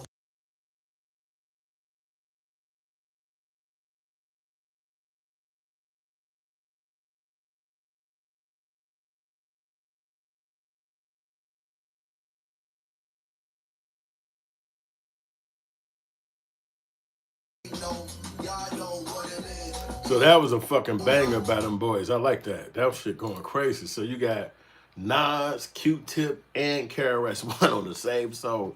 You talking about futuristic. When we was young, them niggas was all separate. You know what I'm saying? And then Q-Tip left the industry early because he was out early. And then KRS-One never fell off. But he kind of did fall off. But he didn't fall off to the point where you don't hear none of his music. He just fell off to the point where he's not so famous from the 80s to now. But he's always been a legend. Matter of fact, my movie Killer Rapper, I wrote it after listening to a KRS-One song called Killer Rapper. So it's on YouTube. You should watch his song and then go on Tubi and watch my movie called Kill a Rapper. I'm a writer, director, producer, and my company's under Hood Films. That's what I call it under. And my rap name is Yusef Two Times. That's why you on this channel. And this is the name of the album, Selfmadeology, which I just got my trademark like 2 days ago. The trademark just finally came through under Trump because Biden them denied me. Yes, I said it. Biden them denied my trademark, which was some bullshit. So I had to spend another $350 to fucking apply again, but I had to wait till the new regime came in. And they said yes right away. And the fucking Democrats who's supposed to like black people told my ass no. I said, what the fuck wrong with them? But you know they phony as hell. So they said what they said. And then I did what I did. Mystical, his ass be in the news going crazy. I ain't gonna lie, man. That boy go through some shit. He be going through some shit. You know, but you know how it is. You know what I'm saying? Nas move in silence. What? Nas move in silence. I don't give a fuck about Cameron no more, y'all. I don't fuck with Cam. He started dissing Dame. It's like, you're a bitch. That's supposed to be your OG, somebody you fuck with. Why these niggas don't have loyalty? Like, Jay-Z's he's a hoe-ass nigga. Business and when I say business, his announcements. Whether he's selling this or selling that and making this or making that. You're not harassing him to do an album. Nope. Same thing with Nas. Nas is just a little more quiet than Jay-Z about his business. You gotta Google and be scrolling like, what the fuck mean Nas made $40 million off the ring? What do you mean he caught a $120 million bag off the pharmaceutical company? Word. What do you mean this is Nas tattoo shop in the, you get what I'm saying? That's a fact. Those are the moves that really matter, and until people understand it, they're gonna think that you're just podcast. Whatever. Legacy isn't just about who sold the most records. It's about who built the smartest empire when the music stopped playing. Lately, there's been a lot of talk about how Nas got his casino bid approved while Jay-Z didn't. And it's sparking one of the oldest debates in hip-hop. Who really plays the business game better, Jay-Z or Nas? And now Cameron is weighing in with a breakdown that goes deeper than music, deeper than charts, and deeper than beef. On his latest sit-down, he exposed the real reason why Jay-Z and Nas approach business so differently, and why both strategies are shaping the culture in ways most people don't even see. Creators, stop paying for tools that... Shut the fuck up, bitch. So that's what's going on, man. I think Jay-Z is a smarter businessman because you had Nas, who had to sign with Def Jam, and he had to sign with Jay-Z when Jay-Z was the CEO of Def Jam. So he's not going to be smarter than Jay. He's not going to have more money than Jay. Jay is a little bit more outspoken, a little more outgoing. I do not agree with Cam. Jay is who he is, and Nas is who he is, but Jay is like the mogul. Jay is like the front. He's P. Diddy. So you can't measure him up with Nas, because Nas is a quiet, low-key dude. He's not even trying to be in the limelight like that. But Jay, this nigga got the baddest bitch in the game. So if nothing else, don't nobody else got the baddest bitch in the game but Jay. So he automatically going to have that status symbol, you know what I'm saying? So that's why I look at it like, you know what I'm saying? But, you know, it is what it is, Mike Mom. It is what it is. But I don't give a fuck what he talk about in my own personal ideas. I don't give a fuck what he talking about. But I got my shit charging and shit, so that's why I haven't walked away. I could actually take my charger outside, though. You know what I'm saying? I'm eating me a little smoothie. I had to do a little breakfast. I don't feel like listening to this, watching TV and shit, watching YouTube. I don't feel like that shit. But Professor Black Truth was talking about these gay-ass niggas, so. Family and fellow soldier? Definitely none from black men, so I guess having a girls' night out with a goofy individual like this is supposed to be her idea of black male outreach. She's doing a sit-down with some zesty podcaster. She eats French fries. I'll bet she thinks that that's soul food. And she laughs that witch's cackle of hers while making some lame one-liners and whining about how great things would have been if she had become president. Never mind the fact that the entire reason she's exiled back to the private sector is precisely because people hated how things were with her in the White House. She didn't listen then, and she's still not listening now. This is what Democrats are doing in their attempts to try to lay the groundwork for the 2026 midterms. This is a pathetic attempt to avoid having to face the music. Even now, they're terrified of doing so, and that's a large part what's killing their party. The reliable bootlicks who they prefer to run to their little safe spaces and chat about this or that, these people have as much credibility as a rodeo clown. Though I gotta say, I've seen rodeo clowns with far more dignity than this idiot. But the Democrats aren't alone on that one.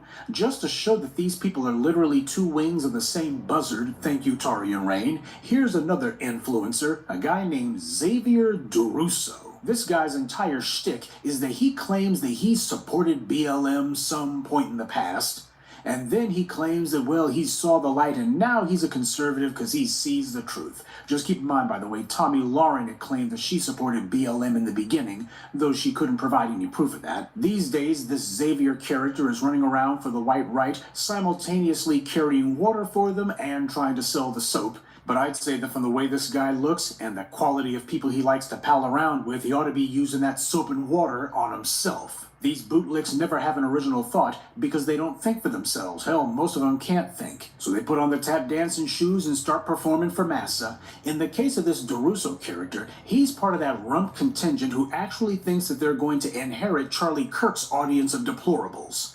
Now, riddle me this. When has the white right ever elevated a black mouthpiece to the status of a Bill O'Reilly or a Rush Limbaugh or Charlie Kirk? Because it's the money that these Negro bootlicks are actually hoping for. They could care less about notoriety or fame. They're just trying to get the bag, and they think that this is the fastest route to it. But has it ever worked, especially for the black bootlicks? Have they gone ahead and had white power giving these guys $20 million checks? Have the Koch brothers or any of these right-wing billionaires come up to these black bootlicks and handed them multi-million-dollar checks? These guys never figure out white power's not going to pay these fools that kind of money. They just want the bootlick there for a photo op. At best, you get to pretend to be their black friend, and at worst, you're going to wind up being their crash dummy, whose job it is to nod your head obediently and agree that racism doesn't exist. Period. And here some of these fools are thinking that they're going to be the next Charlie Kirk. Most of them didn't even know who Charlie Kirk was before he was killed. But for the aspiring bootlick who thinks that this is the finesse to run, let me take some of the suspense out of it for you. Candace Owens messed up that little hustle for all of you. And since white supremacy considers all black people to be just one big Negro, when they look at you, the only thing they're going to be thinking about is Candace Owens. How long before this Negro decides to break bad on us? But when I came across this interview with Kamala Harris, I couldn't help but think of this DeRusso chump. This guy claimed that he was on the left. He was actually just a professional clout chaser. He claimed that he was with the BLM movement. I guess he must have seen D. Ray McKesson and thought to himself that there was a lane there, except there wasn't. So since he couldn't get any traction as a BLM protester, you know, too many other LGBT people who were over there, instead he decided that he had an epiphany all of a sudden. And now he realized he was actually a conservative. So he's been out there getting politically pimped by PragerU and other bad actors. This is very typical of people who try to climb the ladder in punditry and trying to find someone who will pay them for it. I've told you about how Cenk Uygur of the Young Turks was a staunch conservative, and he still remains so today, but the white right wasn't hiring at the time, so he changed his tune, got on with Air America Radio, which gave him entree to MSNBC, and he pretended to be left-wing, or at least... So Professor Black Truth break down a lot of shit, but that's his name, Professor Black Truth. And he's breaking down a bunch of people I never heard of. I don't know who these motherfuckers he's talking about.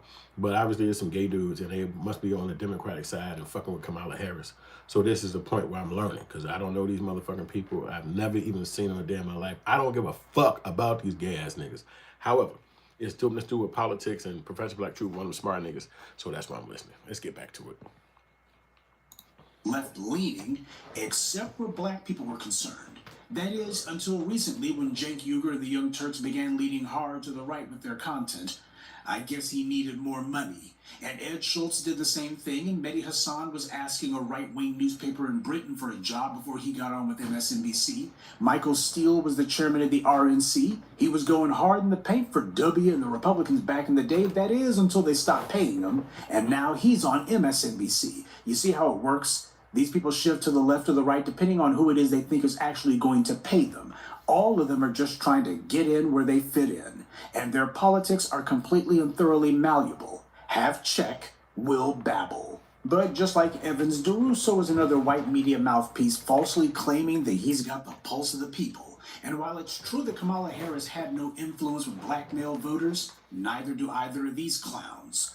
White supremacy, left or right, has no real desire for black people to exist, much less be in spaces that they have claimed for themselves, much less be leading white people in those spaces. Ask Mark Robinson about that one. And since there's not many black people who are willing to regurgitate the kind of crap that the white right wants to hear, even if they are being paid to say it, it says a lot that even among the meager handful of Negroes who decided that they were going to go begging the white right for a job, they still didn't get paid enough to even keep the lights on. They can go ahead and try to chase that dream if they want, but thanks to Candace Owens, their would-be white paymasters already decided that they didn't have their black friends under tight enough control.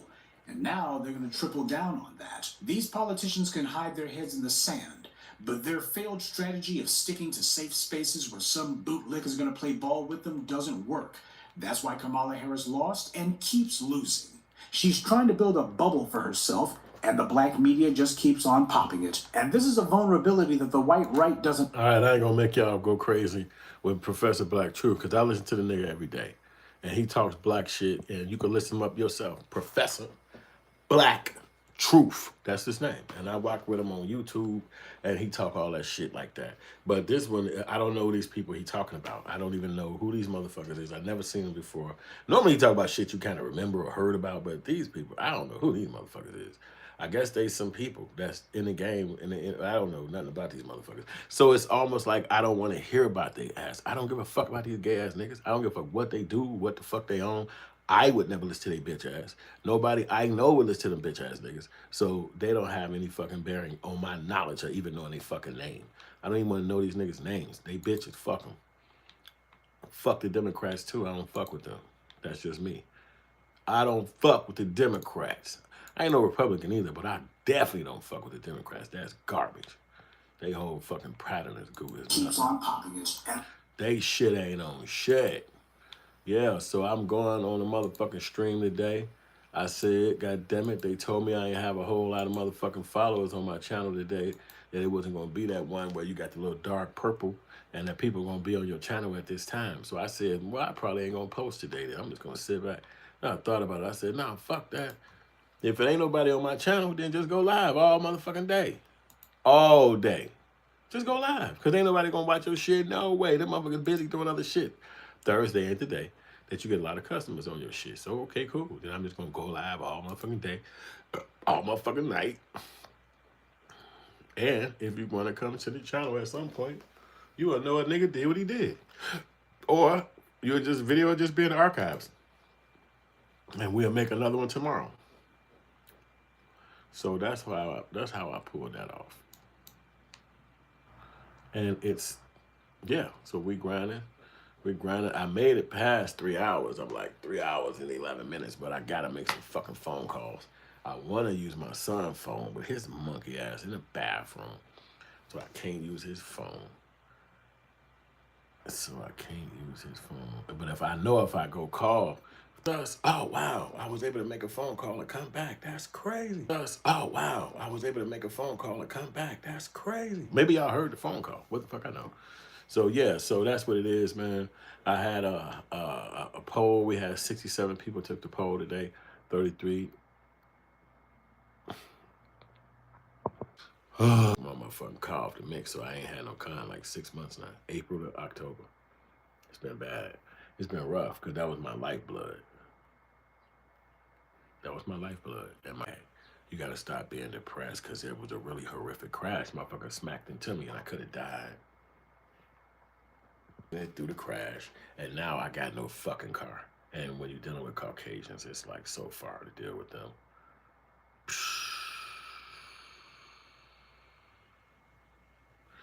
Time is close to 11. Yeah, so we just working through it, man. That's all I gotta do, trying to get to the bottom of this shit. And I appreciate y'all, whoever can help me get viral. 11, 15 minutes. What? It's frozen. You better, bitch, don't play with me on this motherfucking YouTube. Cause this it's not. So let's just goddamn reset everything. Man, not frozen on my damn phone either. You should be working. Wow. So it's freezing. Are you gonna move? Yeah, okay, there we go. You should be working. All right, yeah, because that freeze shit, I don't mean, you can't, in this digital game, you have to try to watch so much stuff, it'll run you crazy trying to keep up with all this stupid ass shit.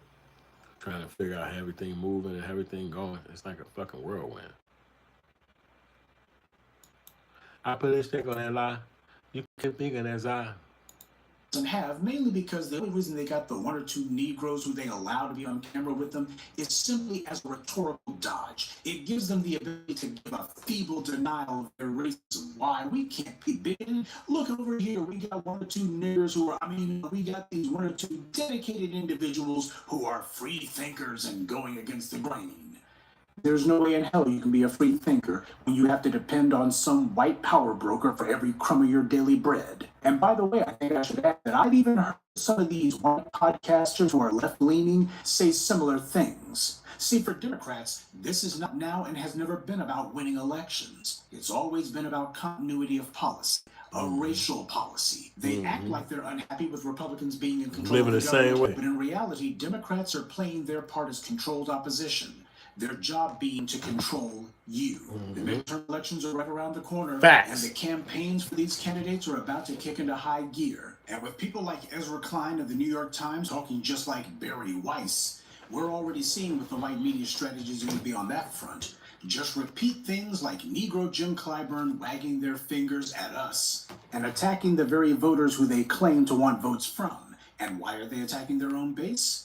For daring to make demands. They're going to be on all the networks spreading that propaganda, but then again, they won't need to because the hosts of these programs, these anchor people, they're going to be doing the exact same thing. It's going to be a nonstop op-ed of all of these people, these fringe people, these far leftists or far left fringe. They're going to be blowing elections for Democrats. They're the problem. You got to ignore these people. You got to go ahead and shut these people up. They're the problem.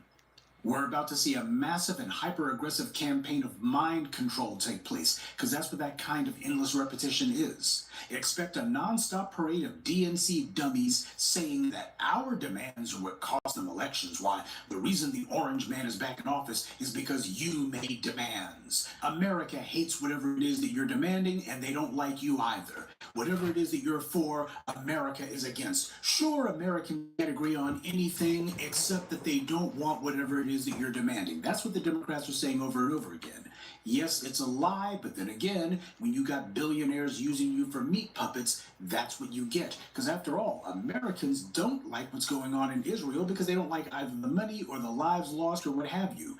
And yet both parties have given Israel untold billions of dollars. So it has nothing to do with public opinion. Congressman Jim Himes lied through his teeth and said that Democrats lost in 2024 because of defund the police. Even though that hasn't been a thing in years. When Mehdi Hassan confronted him on that lie, Himes immediately dropped it without even pretending to justify it. He didn't even try to justify what he said. This is not about reality. It's about pushing a lying narrative that America doesn't want what we're demanding, and that if we speak up for ourselves, why all of America is going to unite against us. Family and fellow soldiers, I'm the professor, and this is the elections. Why the reason the orange man is back in office is because you made demands. Lied through his teeth and said that Democrats lost in 2020 and doesn't want what we're demanding, and that if we speak up for ourselves, why all of America is going to unite against us. And before any shills or plants try to say it, yes, we know the Republicans aren't for us either, but Republicans aren't the ones trying to get our vote. And they're also not the ones who claim that they historically have stood by us. And while it's true that Republicans are at war with democracy, it's also true that the Democrats haven't lifted a finger to even stop them, because the Democrats are at war with their own base.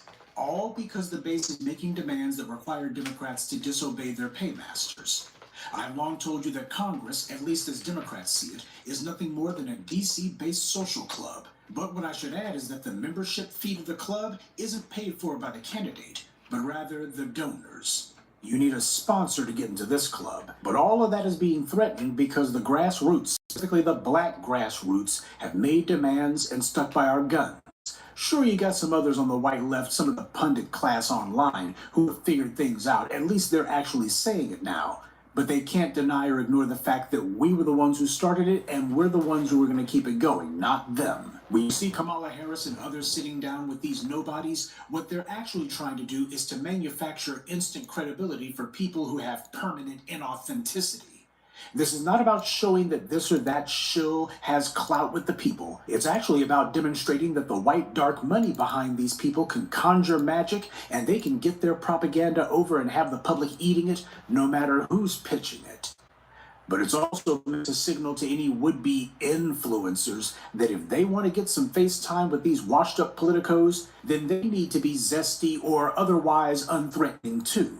Which means you go ahead and have your hair look like a goddamn parakeet, and you sit here wearing clothes as if you're going to be hanging out with the village people. But most important, clothes as if you make sure that you don't ever put them on the spot. You know exactly what questions they don't want asked, so every question is supposed to be a softball for them. You let them go ahead and repeat their still old, tired, canned talking points, and you sit there and smile and nod obediently and pretend as if this gibberish is the most profound thing that you've heard all year. For these people trying to get put on by the white media, they know that the people who they want to get a video with, they have a type of individual that they want to talk to, and that you better fit that mold or you don't even get your foot in the door. Be they shilling for the left or shilling for the right, this is the difference between these bootlicks out here and the black media. It's not enough to simply get an interview with somebody. What matters is what kind of questions you're asking them. What is the purpose of the interview? Is the purpose of the interview so you can claim that you had a sit down with this or that famous politician? Oh, this vice president sat down to talk with me.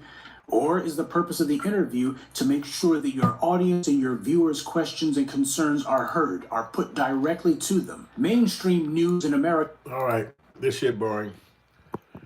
I can't sit